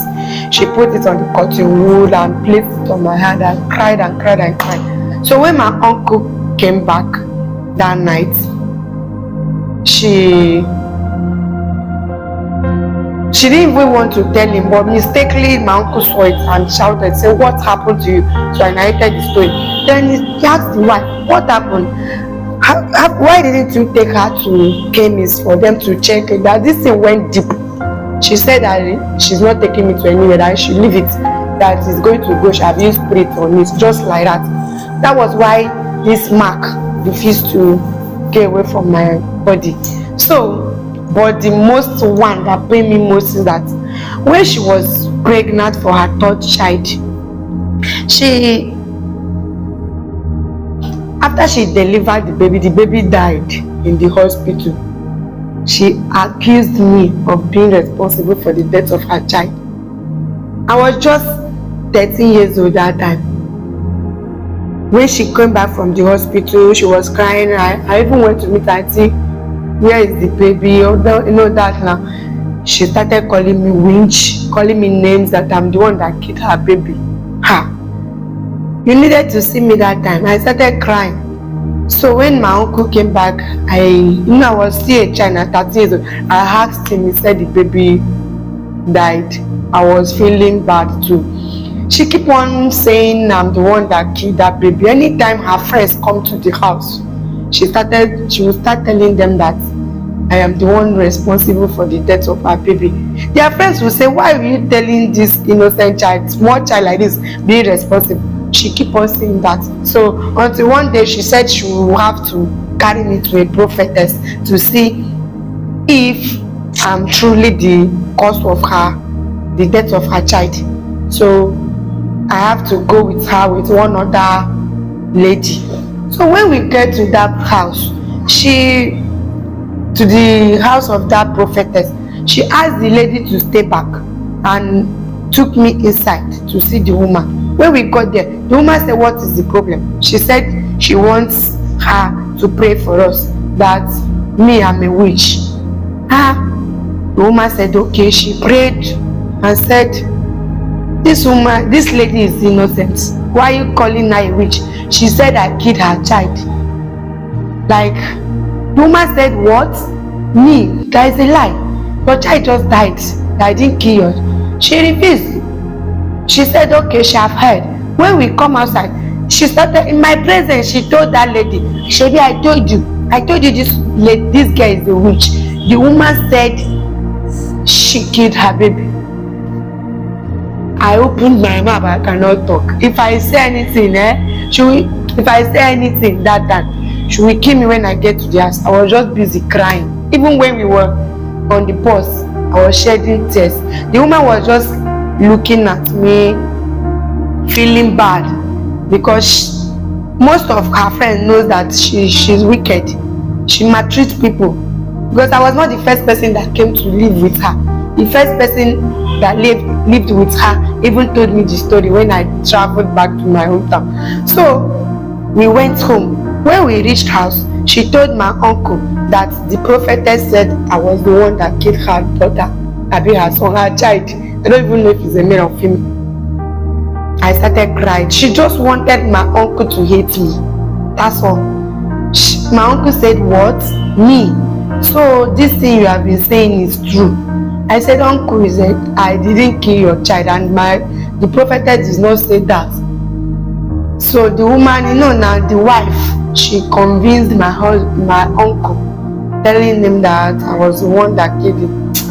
So, but I know in my uncle's mind, he did not believe the Bible. If she should agree with her, if she should disagree with her, quarrel will start. So you have to accept that.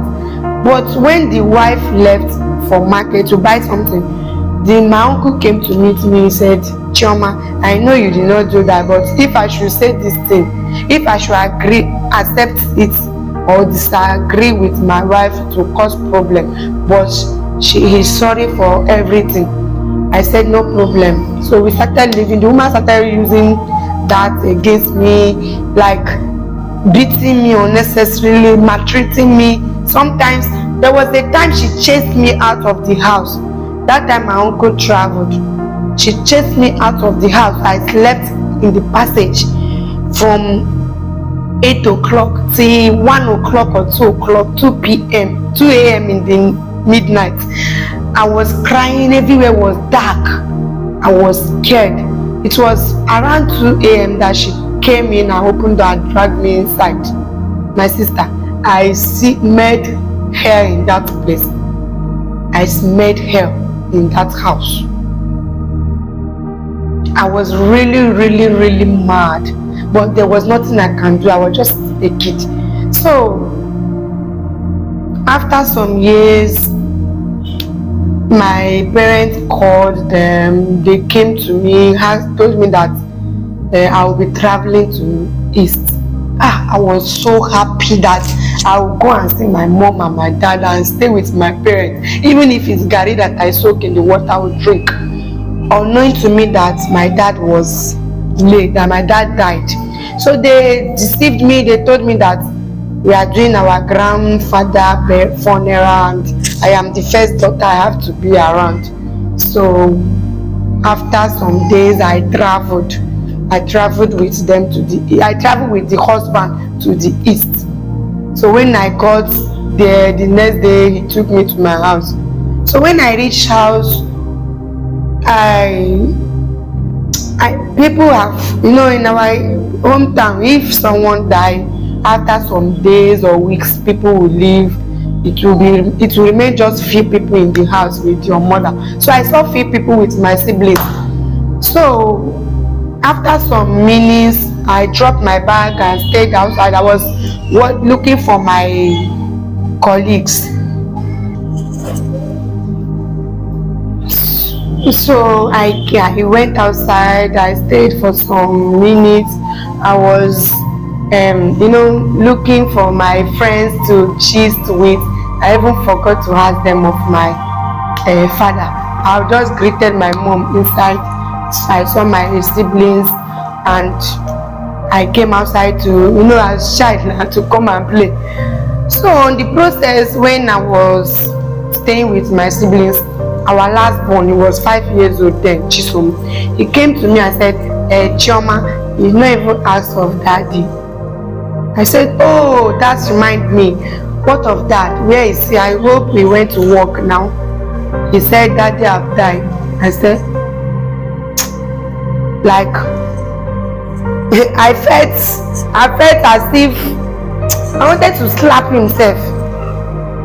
Then my second brother now said, don't mind him, he's lying. Daddy have not died. He went to work. He now said, okay, Choma, look at that place. He now pointed where they buried my dad. Look at that place. That is where they buried daddy.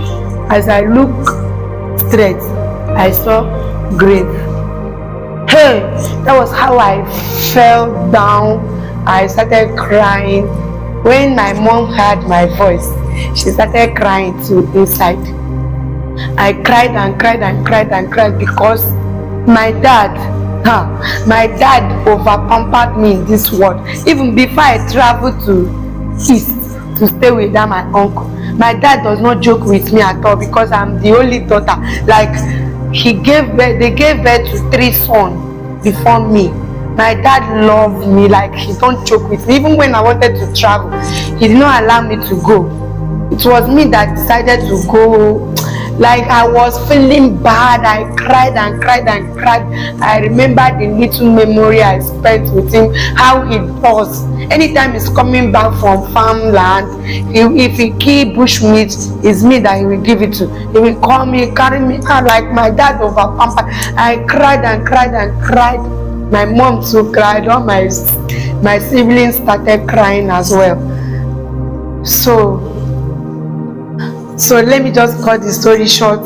The thing that pained me most is that this woman did not even call me to say sorry for the loss.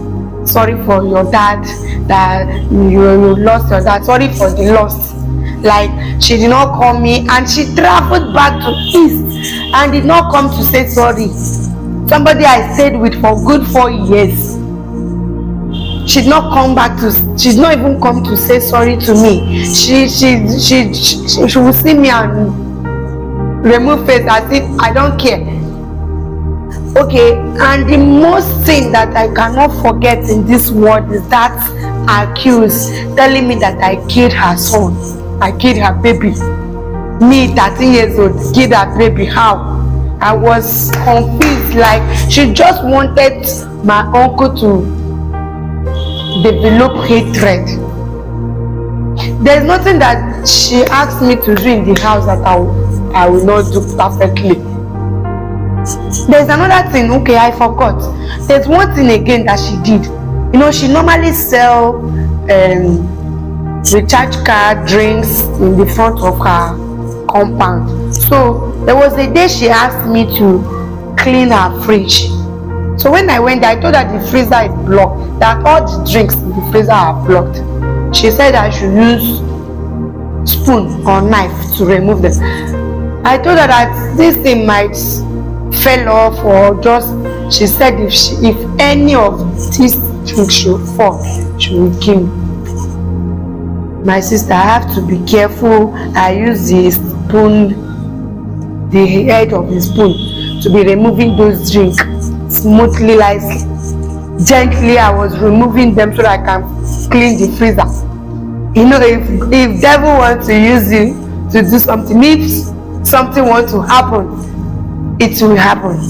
So on the process, one of the drink fell off and broke. She was in the parlor and I was in the room cleaning that. She heard the sound. You needed to see that day. She came in and said, I told you not to break this drink. I told you not. She slapped, pushed me, hit me. On the process where she hit me, I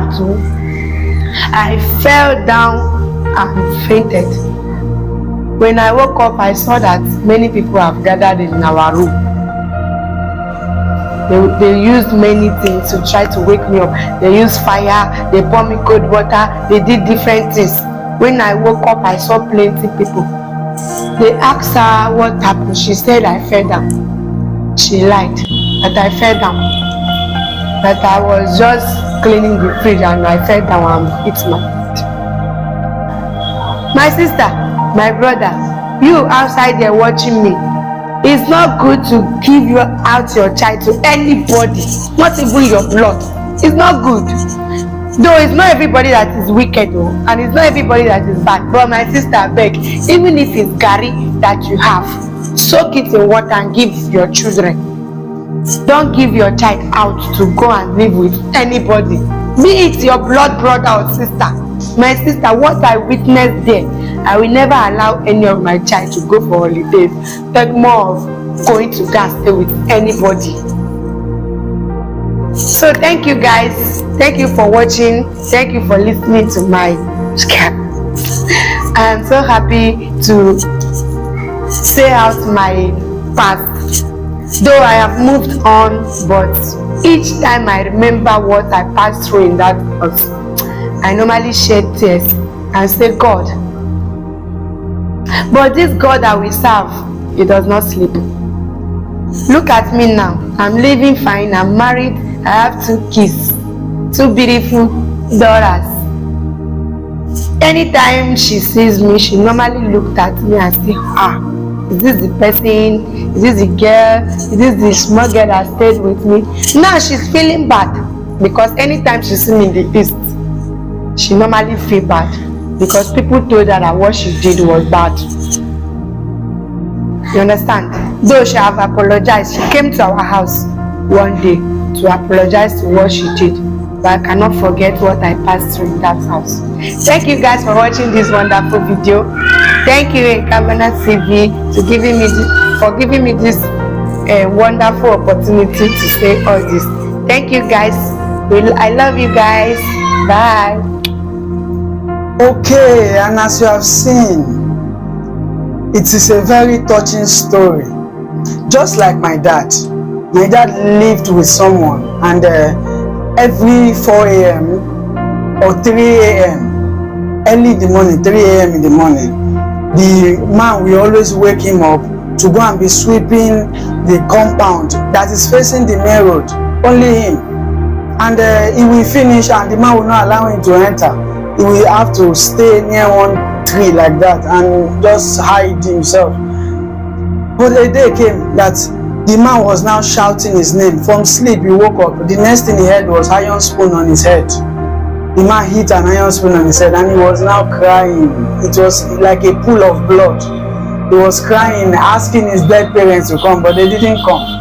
You see, his brothers, after the death of his parents, his brothers had to push him to live with someone else. And that is why I had to bring up this lady, this wonderful lady. You know, parents nowadays, they don't feel responsible towards their children. They feel like they don't have yes, you might not have the resources to train them, but the little that you have, you can make do with it. And if at all you want to send your children to live with someone, it should be somebody you know. And you know if they are married, somebody you know the husband, you know the wife very well. You know what they can do, and you check on your children once in a while. And I want to leave you with this. I've always been saying this. Matured men do not hide their scars. Thank you, Mrs. Chioma, for not hiding your scars.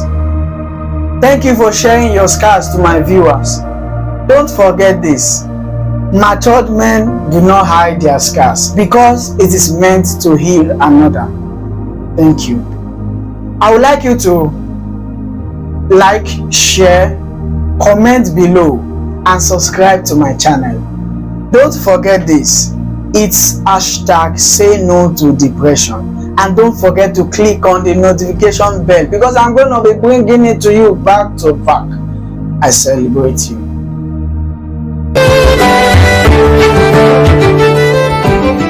AJ Collins, aka AJ Collins guys. Today's edition is very mind-blowing.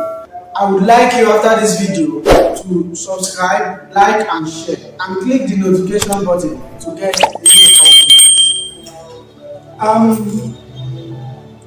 I'm here with someone today to share with us some of his experience. Today we are going to be bringing to you a new topic which says the mode of regret. In bracket, let it go. At the end of this video, I believe you are going to be inspired and motivated. Please do share because it's hashtag say no to depression. Now we are going to hear from Mr. Williams. Okay, good morning everybody, good morning, hi from here. Yes, I'm Mr. Williams, O Innocent, and I'm happy to be your midst today to discuss the mode of regret. Thank you. Well, I'm going to start with this particular question. You know, it has been on my mind. I want to ask you, have you ever regretted anything before? Well, have I ever regretted anything before? Nobody has regretted anything before. As long as we are living, it is. You will be a liar to say that you've not regretted anything before. So everybody has regretted anything, something. There's something you must have done that you felt remorse or later you'll be disappointed and start regretting it. Yes, I have. Okay. Do you mind sharing with us like one thing that you regret, like you regret very much? Wow. Okay, now there's a lot of experience here. Talking about my regrets, there's a lot of experience. Okay, let me say one because this one is very touching and not really touching, but it had to do with an income. It had to do with a capital that I lost in a business. So what happened? It was by this time last 2 years. I invested in forex trading, a little huge amount of money. So I say I out of greed, not really greed though, but wanting more. I've made a lot of money that day, so I just wanted to trade more to make more money, keep the business going and all that.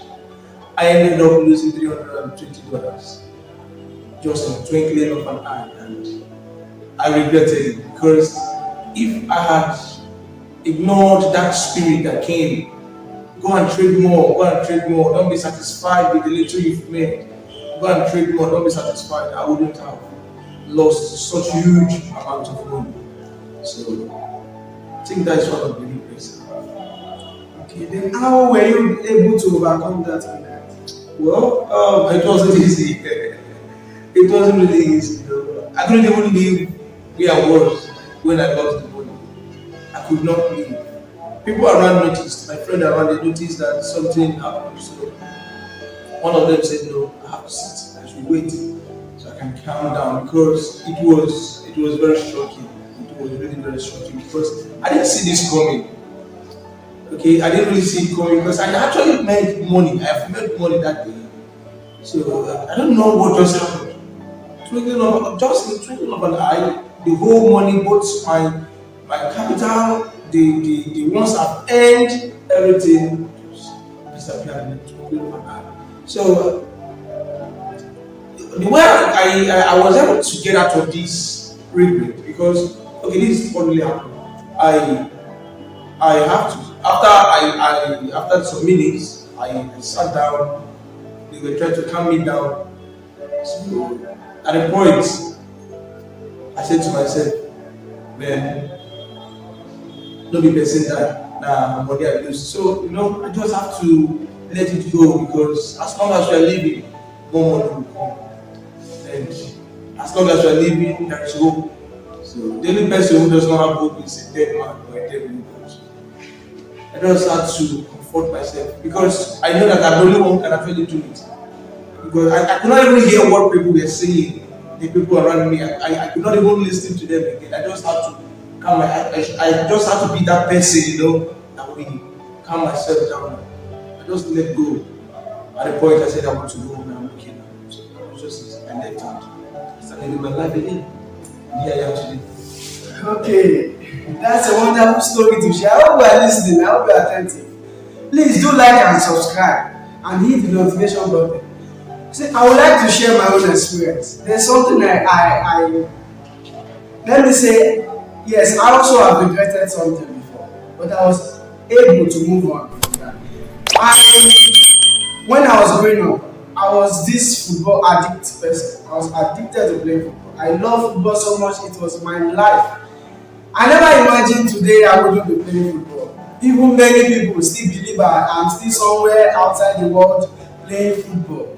And some people still wondering why am I not playing football. Even my family still finds it hard to believe that I'm not playing football today. But I traveled out to Kenya to play. Then from there, I was trying to move to Dubai, and I got to Dubai. It didn't work. Then I came back, trying to start afresh again. Then admission was calling. Although I declined 2 admissions already before I went for this trip. I went for trials, I did everything, but it didn't work out because of some document issues and the rest. Then I came back like I don't want to miss this third admission. Not because I wanted to get into the school, but because there were a lot of pressure around me. I needed to make a decision. And this seemed like a very difficult decision for me to make. Decision either to go back outside or to go into school to accept the admission. You know, I've always said to myself that I wanted to be the most educated footballer in the world. So I decided to take on the admission and go to school with the belief that I will still join the school team and play. But when I got to school, I saw my books, everything piled up. I couldn't even train, no chance to do all those things. So I started regretting taking the admission in the first place because it didn't give me chance to do what I love so much. I continued. Out of school, I said I would play. Doing service, I did so. I joined the compass team. I came out. I said I would start afresh again. After everything, when I finished, I passed out from NYC.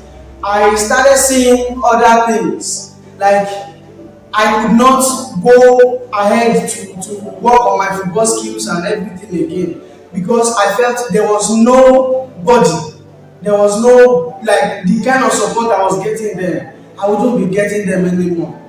So I was so scared that if I start this thing, what will I be eating? What will I be? I need to get money for myself. I need to make money for myself. So I did some other things, learn new skills and the rest. But after some time, I began to regret why I gave up on my football dreams. Actually, it was my decision to just move further and discover new things and just go. You know, it was so painful to me that I couldn't play football. I didn't get over it, actually. It took me time and time. I got over it because I just told myself, the past should go. There are new things that I should discover. Then I started thinking deep and searching myself till I discovered that I could actually do so many other things. I have so many other talents that I'm not even aware of that I started discovering. You know, if I just had it in mind that if I had been so much into that football till today, I wouldn't be able to discover all these things, and I will not be here speaking to you. So that was how I was able to overcome that regret. And before I move further, I want him to share more light on the mode of regret. What do you feel is the mode of regret? What is it all about? Oh, it's a nice question and a nice topic. You know, first of all, we'll talk about what is actually regret. What is it? What does it mean? What is the word regret? You know, in short form, I can say that regret is to feel remorse. You know, after being disappointed, to feel repentance.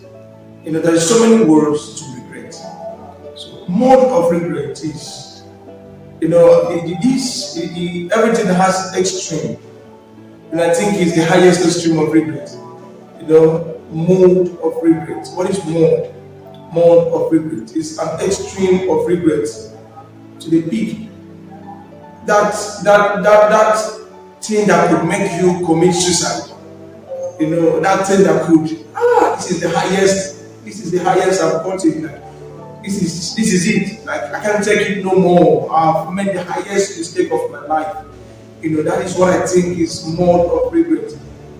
You know, there is regret and there is mode of regret. And this is the extreme part of it. You know, when it hits you hard in whatever it is that you've done, when it hits you hard, and you be like, wow, this is the extreme I can actually go. This is the limit. So that is what I think to be more of regret. Okay, sir. You see, the real literal meaning of mud. You know, mud is a dirt. It's a kind of Soil. dirt, soil. It's a what? You said Soil and a mixture of soil and water. Mixed together with soil. so.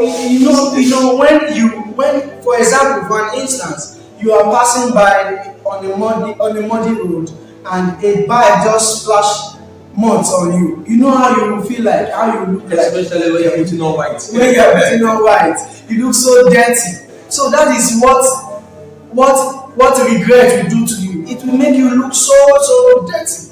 It will make you lose your self-esteem and confidence and everything. You see, men only wallow in regret, which is a mud. And he who wallows in the mud of regret only makes himself a regrettable object. Yesterday beclouds many from seeing the clarity of today. He who allows the tears of yesterday to remain in his eyes will not see the glorious future of tomorrow. Now, we are going to look at the things that causes regret. Can you help us align or list out those things that could cause regret? Okay. One of the things that causes regret is,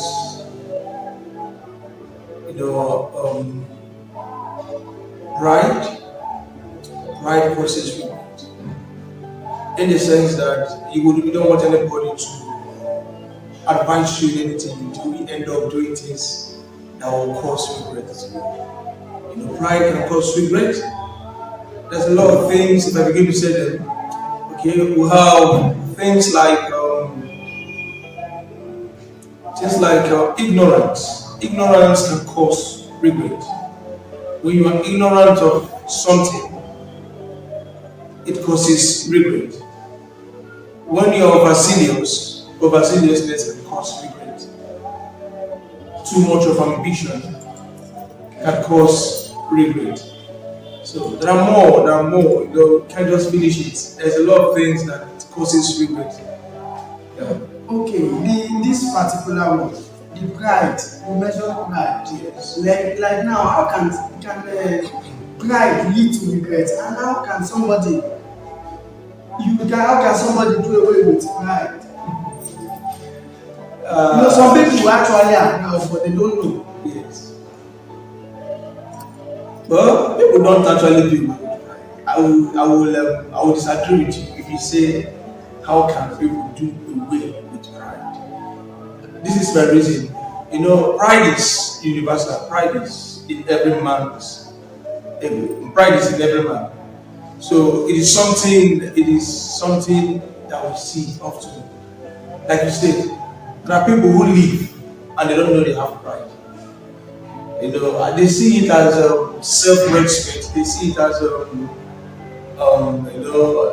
they'll be like, I'm trying to respect myself, and this is not pride. But sometimes, if you analyze their character, if you check out the attitude they display, you discover that there is an atom of pride in it. So it is something. I think when people grow, when you mature, not actually grow, when you mature more, when you have education, when you mature, you don't do away with pride, or you control it. Yes. Now, there is a way you talk to me. Okay, let me use someone else. There is a way a younger brethren or a younger person will talk to me now. Looking at the person, out of my pride, I could do something stupid. Out of my pride. But because I'm matured enough to know that this person is still young, probably he or she does not know what he's saying or she's saying, or a lot of things will cause whatever she has said, I will ignore it because I'm not proud. That does not mean I don't have pride in me, but I am not proud. So I will just let it go. You know, but there are people who are proud. They are quick to anger. They are quick to judgment. So pride is a very dangerous factor that has the ability to destroy a man.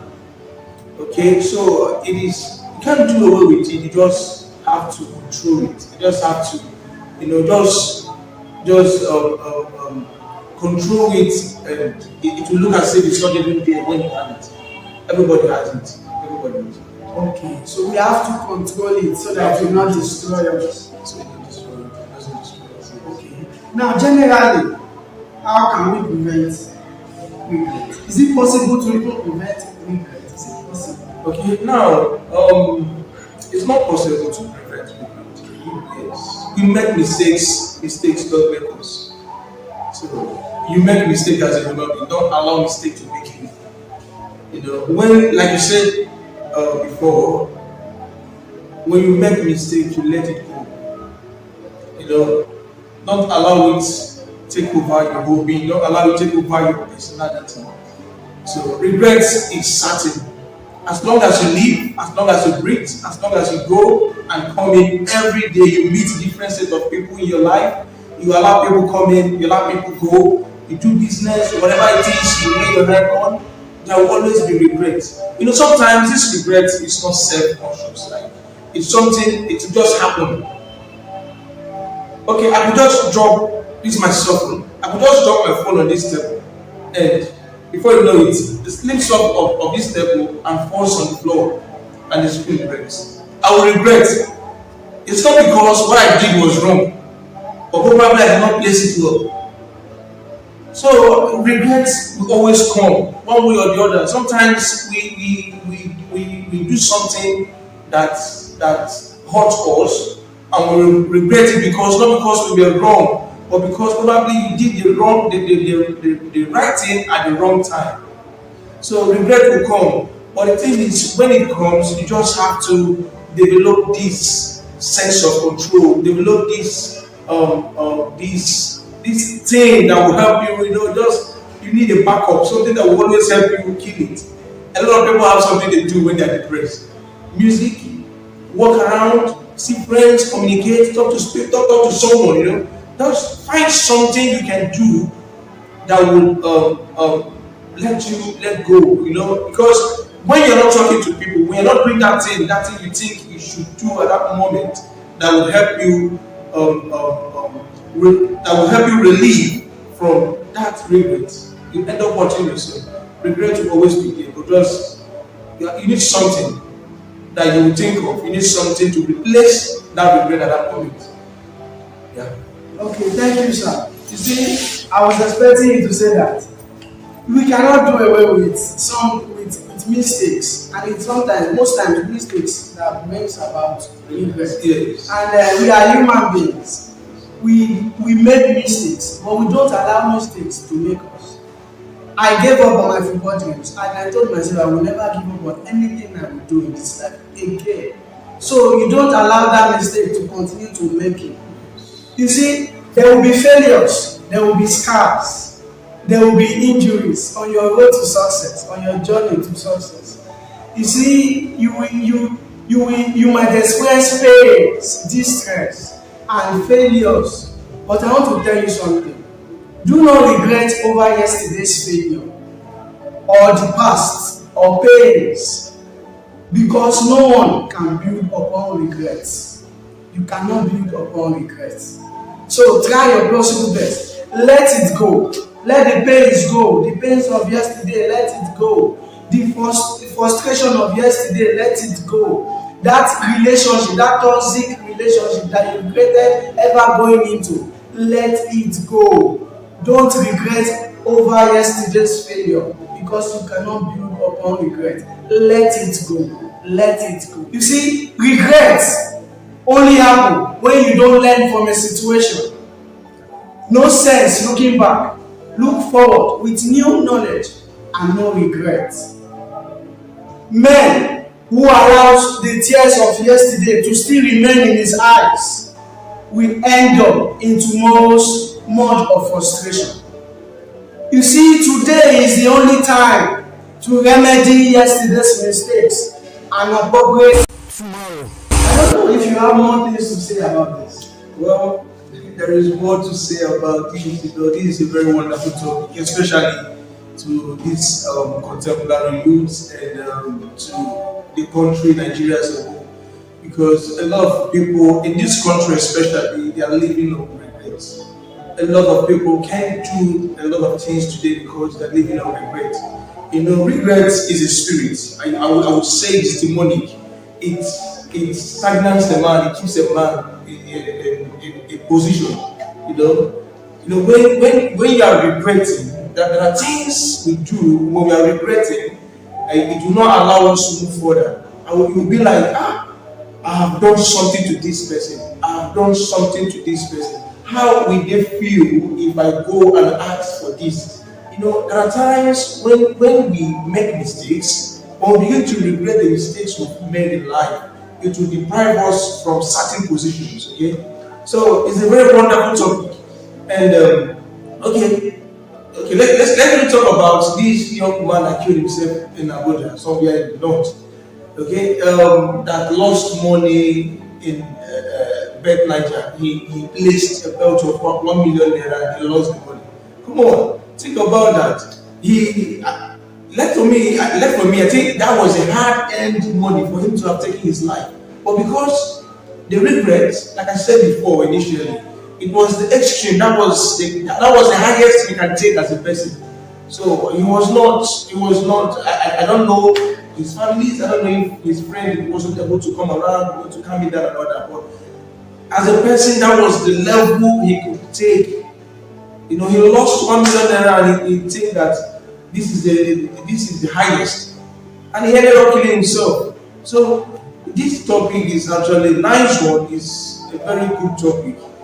It's a very good topic, but I don't know. You know what your problem is. You know what you're regretting. I don't think it is worth keeping you in that place watching you. Just try and make a movement. There is nothing worth killing you. There is nothing worth it. Regret shouldn't be one of it either. Okay, sir. You see, if you focus on the closed doors, you will not see the doors that are open before you. You need to let go of whatsoever you are regretting and see the glorious future ahead. Discover new things. That is what I did. Discover new things. And you will see yourself flying and soaring like an eagle. You see, if you still regret, you will not move forward. Regret will stop you from moving forward. Do not regret anything in your life. Because remember I said, if you allow the tears of yesterday to still remain in your eyes, you will wallow in tomorrow's mud of frustration. Please, I would love you to do away with every regret. I said, let it go. It does not worth it.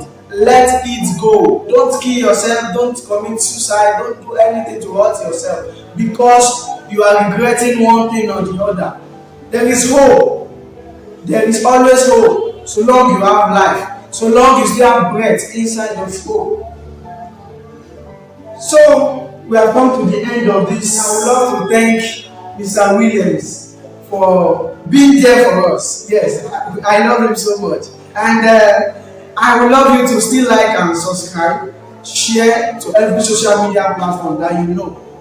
Don't forget to share because it's hashtag say no to depression. I celebrate you. The mind and mindset.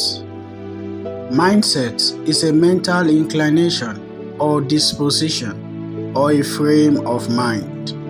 Your mindset is your collection of thoughts and beliefs that shape your thought habits. And your thought habits affect how you think, what you feel, and what you do. Your mindset impacts how you make sense of the world and how you make sense of you. Your mindset is a big deal. It is the pillar for any growth you desire. Mind versus mindset. The mind works hand in hand with mindsets. Our mind needs food as well. The food you give it is your mindset. It can be positive or negative. So whatever you fill your mind with determines the result you get.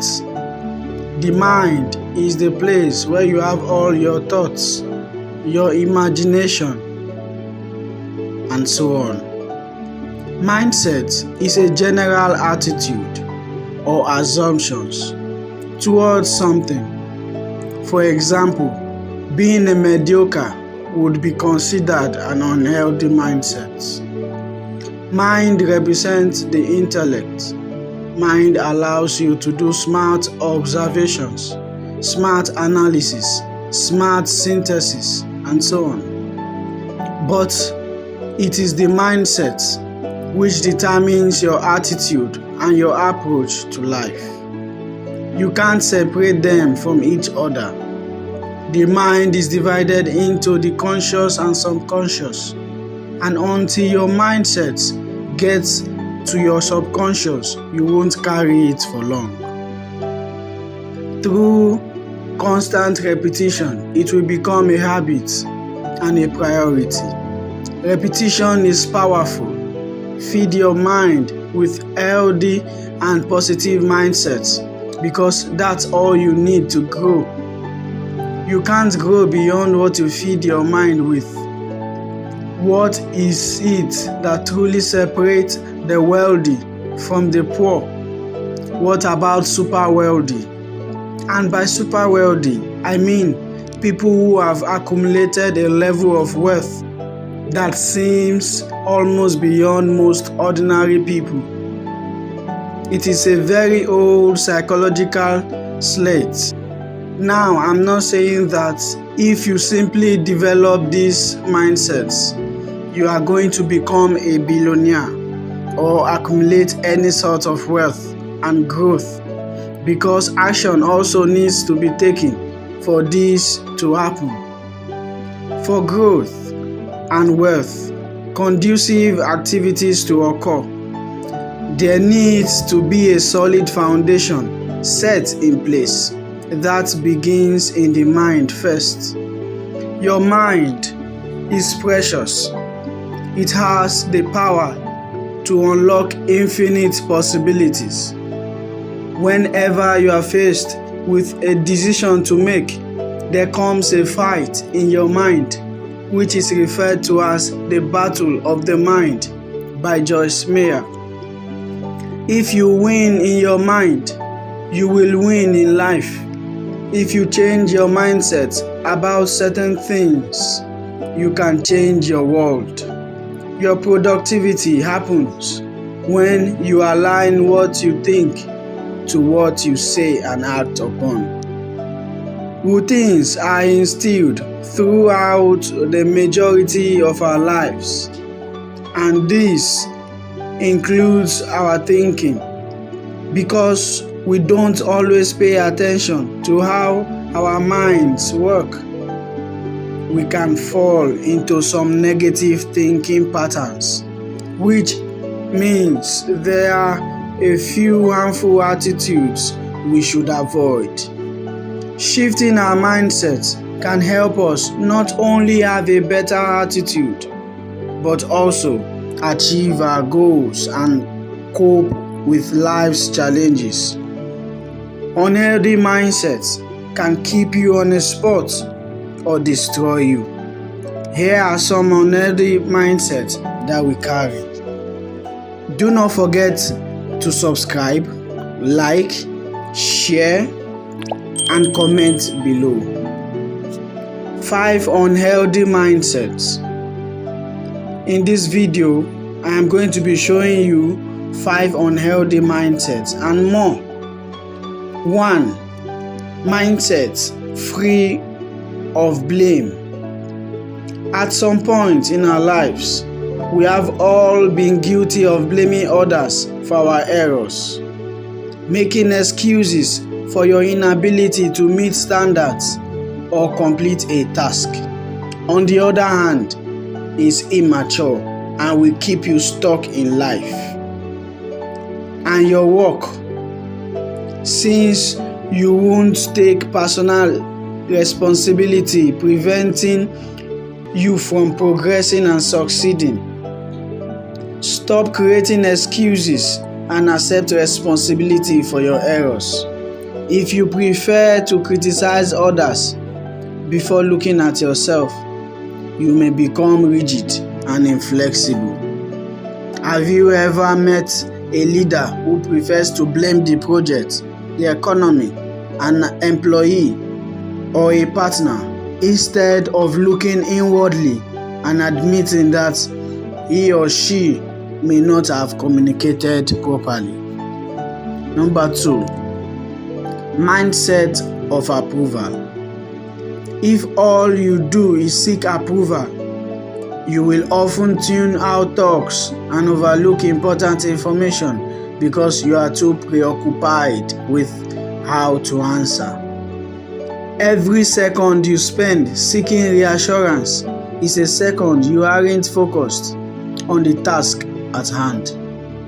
Psychology Today noted, you must remain focused on doing your best while reminding yourself that you have no control over how others react to you or your work.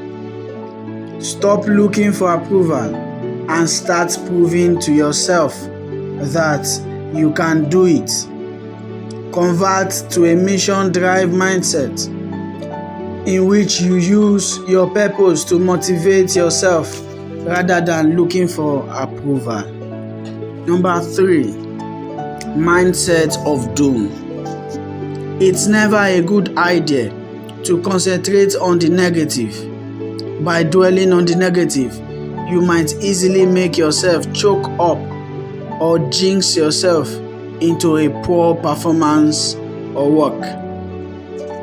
One surefire method to fail is to have a hyper-negative outlook.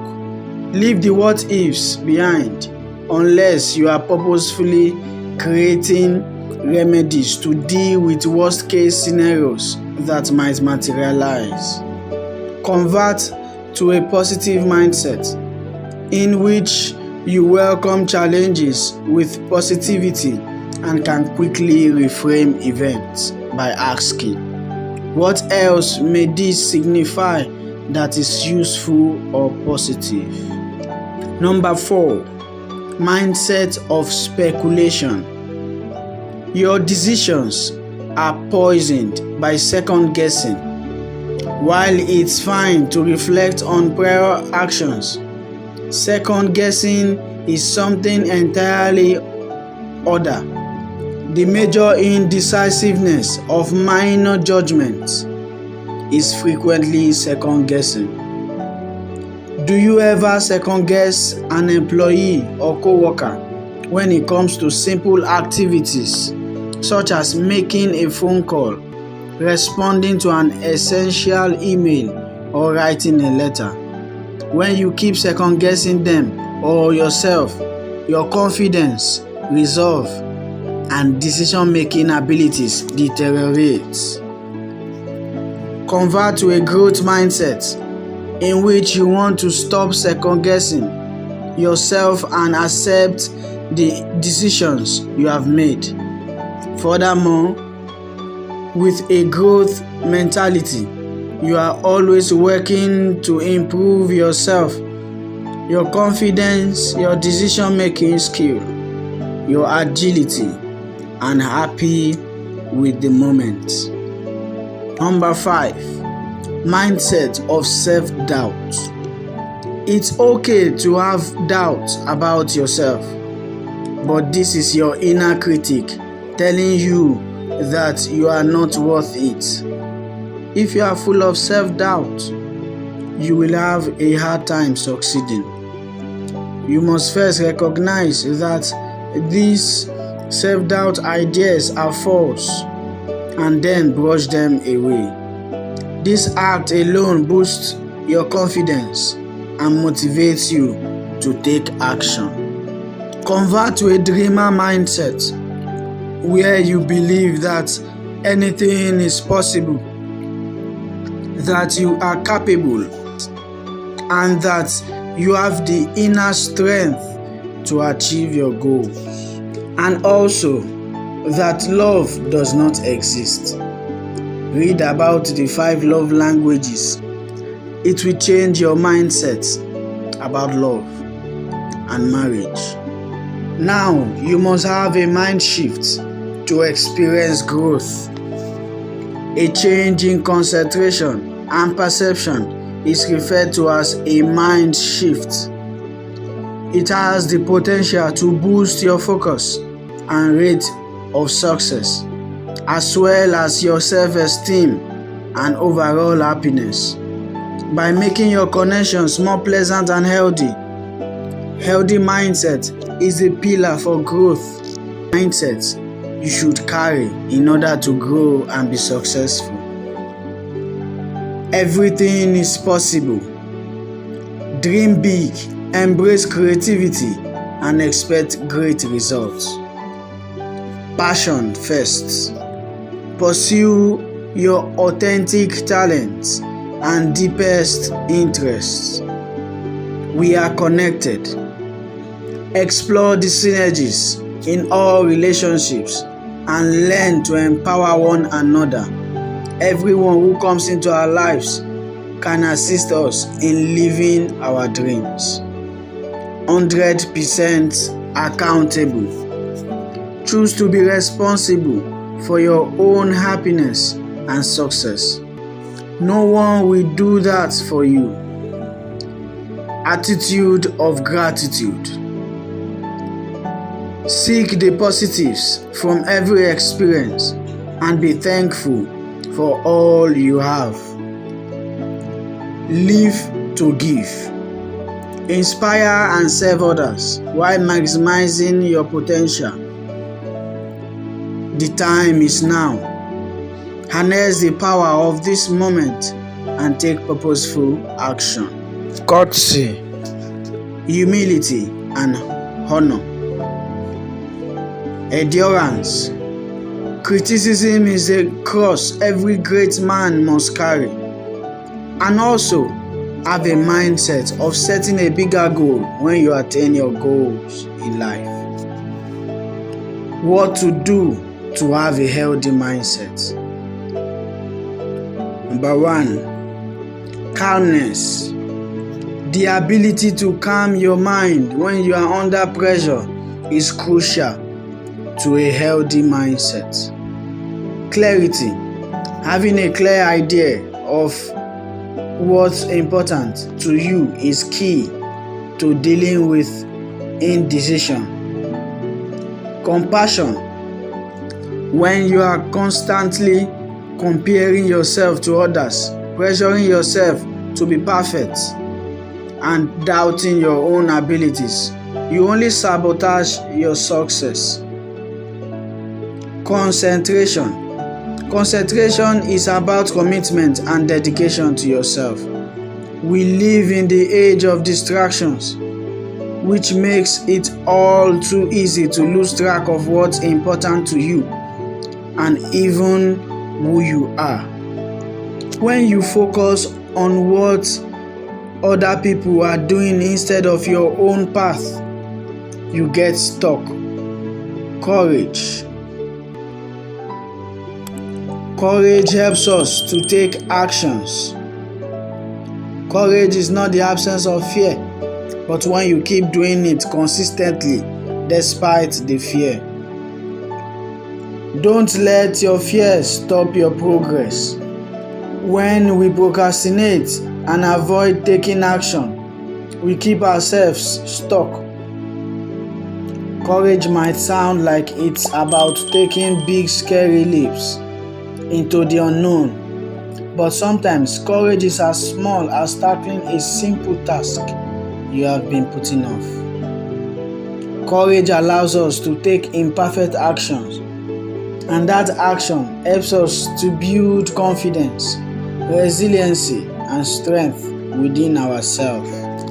How to develop mindset that leads to growth. The first thing is to accept and recognize that you have an unhealthy mindset. Number 2, be curious.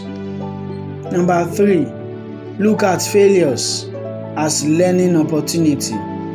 Number 4, be optimistic. Number 5, believe in yourself. Number 6, use the power of yet. You don't know everything yet. Then make up your mind to lay aside bad mindset. If you do that, it will lead you to greatness and make you become lovable. Change your habitual way of thinking. Your mindset is your driver. It can drive you to success and also to failure. Sit down and address your ideologies, and you will grow. Success begins first in your mind. Remember, you can't lose in your mind and expect to win in life. Hi, this is a Galvanize, and I title this Count Your Blessings. You know, so many of us are worrying about some certain things. We are going through struggles. So many of us are going through struggles of life. The one we can explain and the one we cannot explain. There are various struggles. It might be financial struggles. It might be material things. It might be emotional struggles. It might be even spiritual struggles. It might be physical pain. Maybe you got injured or lose one of your arm or leg or eyes. You might be blind. You might be deaf. You might be dumb. Your body might not be complete. And your body might be complete and you don't have the resources to live by every day. You don't have the capacity to survive in this life, this economy. I will say to you that there is a solution. God has declared the end from the beginning. He knows everything about you. God has put in place the end. He has designed how your end will look like. But you just need to go through the process. There is a process. Do not worry about anything, because your worry cannot add even a cubit to your stature. You cannot grow fat while worrying. No. Why are you worrying about that pain?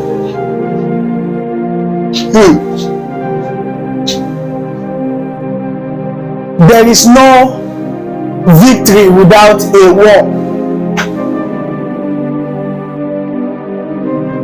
And your story will be short and uninteresting if your success is so smooth and sudden. Life is deep. Who can understand it? So, do not let these things perturb you, for God is with you. You see, I was going to work one certain day, and I passed through a street. I saw so many people gathered, crowds of people gathered together. Then I wondered what was happening. Then I asked a question. I saw policemen around. Then I asked people questions. A man told me that the guy selling food provisions, foodstuffs, that the guy selling foodstuffs died in his shop. The dead body was there as at that time when people gathered. The policemen were examining the body. No one knew what happened to that guy. He packed his foodstuffs, his goods, and locked in the shop in the night, about to go home. Probably we don't know what happened. That could have happened in the night. Whether he was killed, nobody knows. Then, in the morning, they found his body lying dead, lying on the floor, just inside the shop. Then I wondered. I asked question. They said, "Is still serving? Is still serving his boss? He has not yet been settled." I usually buy foodstuffs from that guy. I was so disturbed in my spirit. Why was I disturbed? That morning when I was leaving the house, I was like, I don't have cash on me. I need to go to shop. I need to make some money. I was worried. I was rushing seriously. I was about that. I even forgot to pray that morning.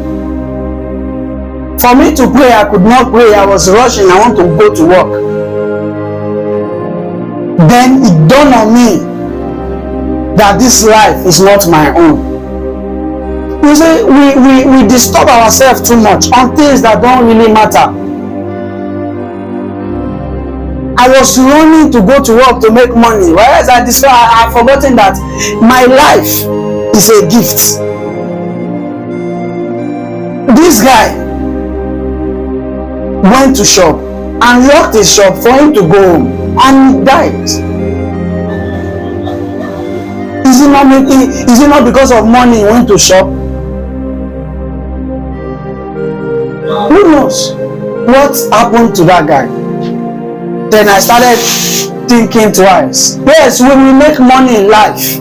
Yes, but you have to acknowledge your creator every day. You will make money. Yes, you have ideas. God has given you ideas. He wants you to be rich. He wants you to be wealthy in life. He wants you to have good health. He wants you to go to school and be educated. He wants you to be an employer of labor. He wants you to be a CEO.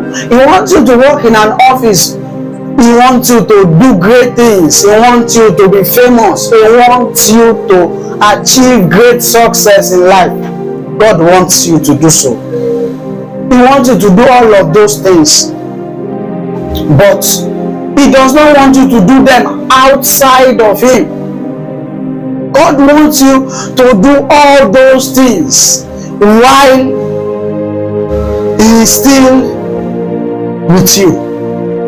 God wants those things to be fulfilled when you are aligned with Him. He wants you to achieve those things, but He wants you to go after things that are more important. Your Creator is far more important than any other thing you can think of in life. Do not let situations of life disturb you. If you focus on your Creator, I tell you, all these things that you are pursuing will come back to you. Maybe you would have been thinking why I go this dimension today, why I am moving in this direction today. Yes, life is deep. Who can understand it? A rich and wealthy man that has a health challenge that money cannot solve. A healthy man, no sickness, but no money. Very, very poor. Drinks garri morning, afternoon and night, yet still healthy. But a rich man who eats healthy foods, yet not healthy. How can you explain that? God has declared the end from the beginning. He knows you best. He knows everything about you. Before you even went through that challenge, before the obstacles even came, before the sickness even came, before those things came, God has already known the end from the beginning. Before you were born, He knew you. There is a process.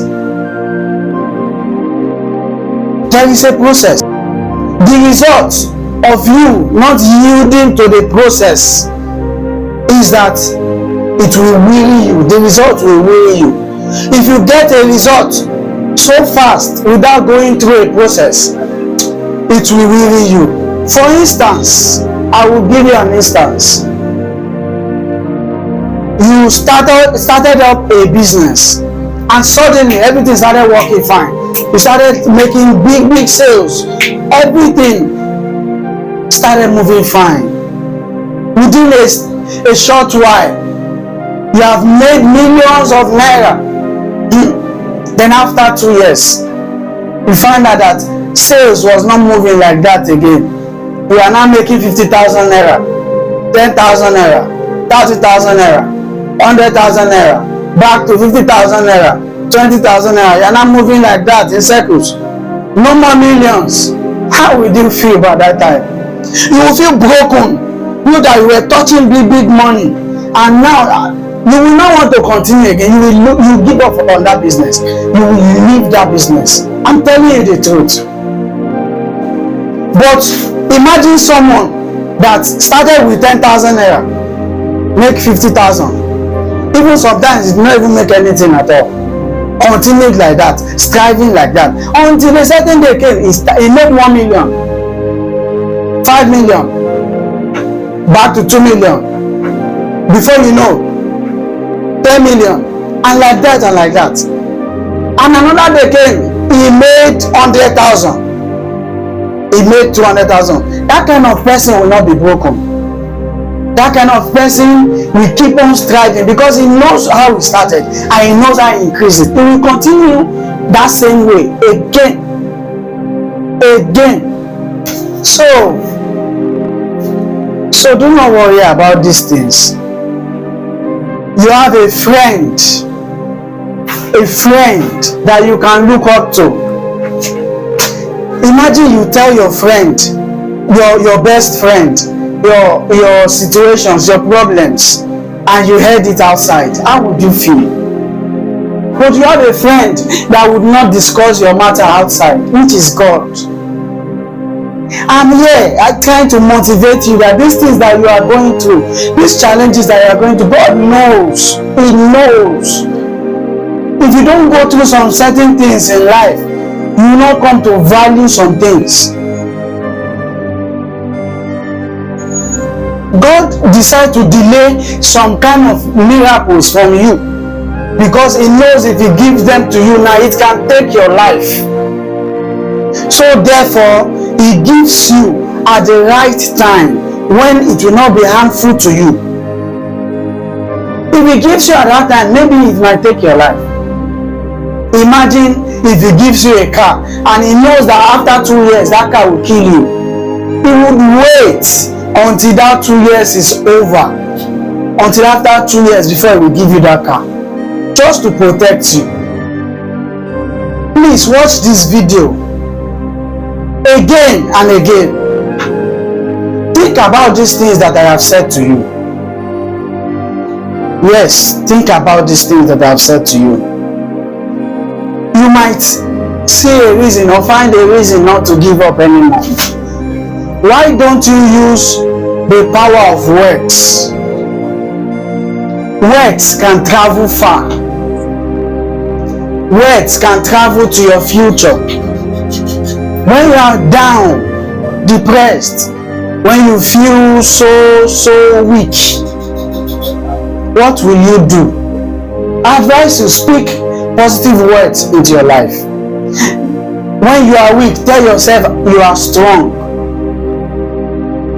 When you are broke, tell yourself you are rich, you have money. So long you have ideas, you have money. So long you have gifts, you have money. So long you have skills, you have money. Tell yourself that every day.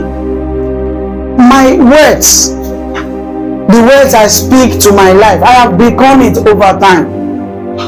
Right from 200 level, I wrote an affirmation in one of my book that I say to myself every day. Even till now, I have them. I have for my business, the one I say to my business, the one I say to myself. I speak words of affirmations to myself. I tell myself words like, I become the greatest in anything I put my mind to do. I tell myself something like, I am an unstoppable star. I am the light of the world. I give meaning to the world. I am the salt of the earth. I add taste and value to the world. I refuse to be just part of the system. I have felt the system. I am a divine champion. I win every battle. I become wealthy in life. I make tremendous impact in my generation. I am a solution, not a problem. I am the needed. I am not the needy. I am the needed and not the needy. My life is a good one. Those are the words I speak to myself every day and more. Yeah. You see, don't let go. Don't let go just easily like that. You can get to that desired place. You can achieve your dreams. You can become successful in what you do. Just don't give up. Success is just like a staircase. When you don't exert energy, you can't climb. Don't let these things perturb you. Don't let it disturb you. Don't let it trouble you. Count your blessings. Count your blessings. Name them one by one. And you'll be surprised what God has done for you. Your life alone, you living alone is enough for you to say thank you. It is enough for you to be grateful. Your life is enough for you to be thankful. God has done you so well. If you can see what God has done for you, then what you need, what He has not done, will not be a problem in your life. Certain time I was going through some kind of difficulties. I was going through some pains and hardship. No one to even talk to. But still, I have this conviction that God is working out something for me. I am here encouraging you. I always post on YouTube. You know, without my experiences, I will not be able to share some certain things I share with you. That is why I say there is a process. Without those processes, maybe I will not be talking to you right now. Yes, there is a process. There is a reason why you are alive. Yes. There is a reason why you are alive. Be courageous. Dare new things. Re-strategize your plan. And calm down. Calm down. Don't pressure yourself. God is working out something for you. He's working out something. He is working out something for you. God is able to deliver you from that challenge. Yes. Yes, yes. He is able. Speak words, valuable words to your life. Speak to your Maker. Speak to your Creator. He alone can preserve your end. Him alone knows tomorrow. Even what you will say next, what you will do next, you yourself don't know. But your maker knows it. Before you speak, he knows. Before you say a thing, he knows. He knows your mind. He knows what you can do. He knows your end. Why don't you ask him to tell you? Instead of worrying, going through these challenges. Yes, it's not easy. I know. It's not easy to believe that your end is greater than your beginning. It's not easy. Yes, but it is worth enduring for. It is worth being patient about. I'm not saying this so that you just sit down one place and expect a miracle to happen. No. What I'm saying in essence is that instead of you to be worrying about that challenge, instead of you to be worrying about the pains and sickness, why don't you take a step? Yes, a step of faith. If it is financial struggles or challenges, look for ideas. Call people you know can assist you. When I talk about assist, it might not be necessarily money.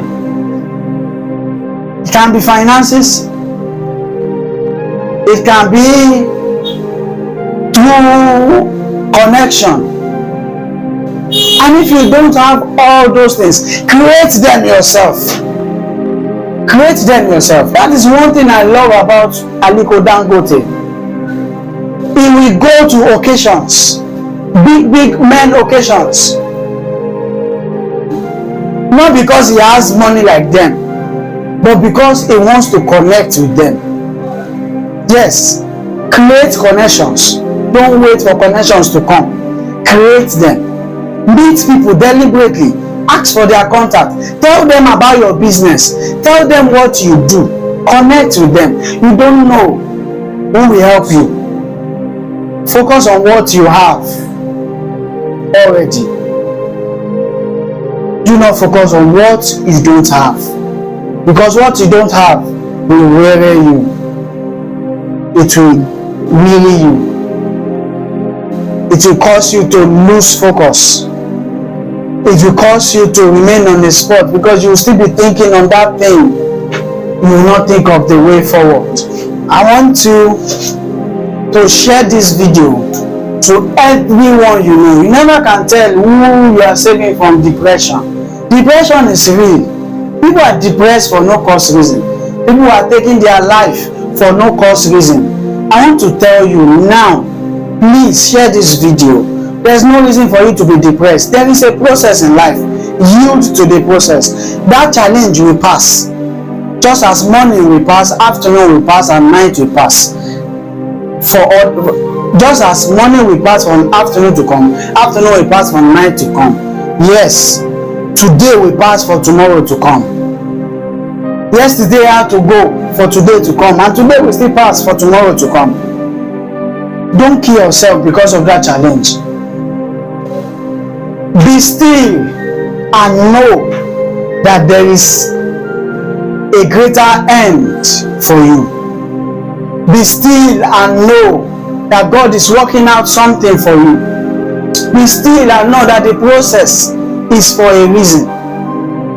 Yes, and the reason will be known. It will be known to you after the process. God will do it. Yes, very sure. And He's taking you through process to bring that thing that He has promised you to pass. You don't have to know the process. All you have to know is that He will do it. I would like you to share, subscribe to my channel if you are watching from YouTube. From Facebook, follow my page. Like as well. Comment in the comment section below.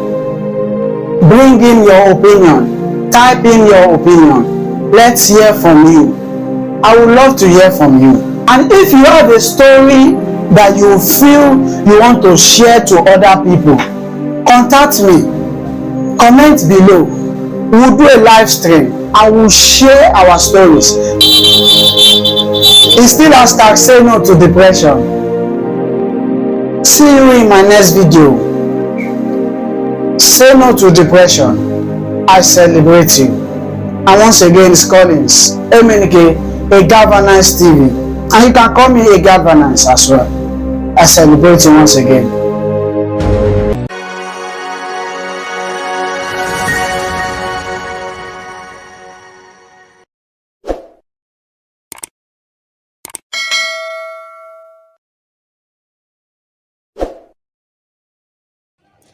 Hi, my name is Emenike Collins, also known as AJ Collins Galvanize, and this is a Galvanize TV. We go by this hashtag, say no to depression. This edition, I'm going to be bringing on someone who is going to share his story, and that person is my biological father. He's my mentor, my role model. You know, for those that are planning their wedding right now, or those that wants to wed, but they don't have the resources, this video is going to help you. This video is going to give you the courage that you need to proceed. You know, he's going to be telling us how a stranger paid for his wedding. I know you are anticipating for it right now. And don't forget to like, share, comment, and also subscribe to my channel. Don't forget, it's hashtag say no to depression. And don't forget to click the notification bell to get new updates. Now let us hear from him. I'll be right back. May I use this opportunity to share with you the goodness of God, especially in times when you think that everything is gone. My name is Ebenoko Remenike, of the Assemblies of God. Some years ago, when I got my wife and the process of marriage was going on, it came to a point that there was nobody to help to solve the problem financially and materially for the wedding to be successful. But God so kind, in His infinite mercies, 2 weeks before the wedding, there was a help from above. I was about gathering pastors that would go with me to about where I wedded. And I took one of them to show him where to hire vehicles. And as at that time there was no money anywhere, the wedding remains 2 weeks, and I printed card. I went to meet a man to ask him whether his boss will reach east Amatabeokuta, or whether he can just help me to make sure that everything moves well. And he phoned somebody in my presence. The person said, no, my vehicle cannot apply that road. Then I left. The following day when I came, I was to tell the man that I'm leaving. He now called me back and said, how do you intend to sponsor your marriage? I told him that by now, no money anywhere, no rice, no money for cake. I've told the person to make it on credit, everything like that. No wine, no yam, no things to cook. And the man called me and said, how much do you want me to borrow you? I mentioned some amount of money. By the time he wrote the check, he wrote double check. I said, no, this is not what I asked for. He said, take it, go. Let your wedding be successful. He sent somebody to the bank to withdraw the money. Meanwhile, this man never know where I'm living. Even up to today, for almost 30 years now, he did not know where I'm living. So he gave me the money. That day I moved to Aba, and everything, that money took care of my wedding and everything that I needed. The brothers who promised me rice, nobody bring a seed of rice. Those who promised me fowl to give to ministers, nobody gave me anything. So I was just all alone looking unto God. But praise be to God that money solved everything. When I came back, I took my wife with a bottle of wine to go and greet the man who is not my tribe, who is not even, didn't even know where I'm living, to thank him. The man now told me that he's grateful that the wedding is successful. I said I brought the first installment of that money. I mentioned the amount, he laughed. He said I should go with the money. That's me the whole money. It was so miraculous to me because nobody has ever done that for me. And that was the miracle of my wedding. And I want to use it to encourage any person who wants to marry. Look unto God. Help come from above. Even when it comes to a time there's no way you can make it, God can make it for you. God makes a way where there is no way. So this is how God happily helped me, and my marriage was conducted successfully. Praise the Lord.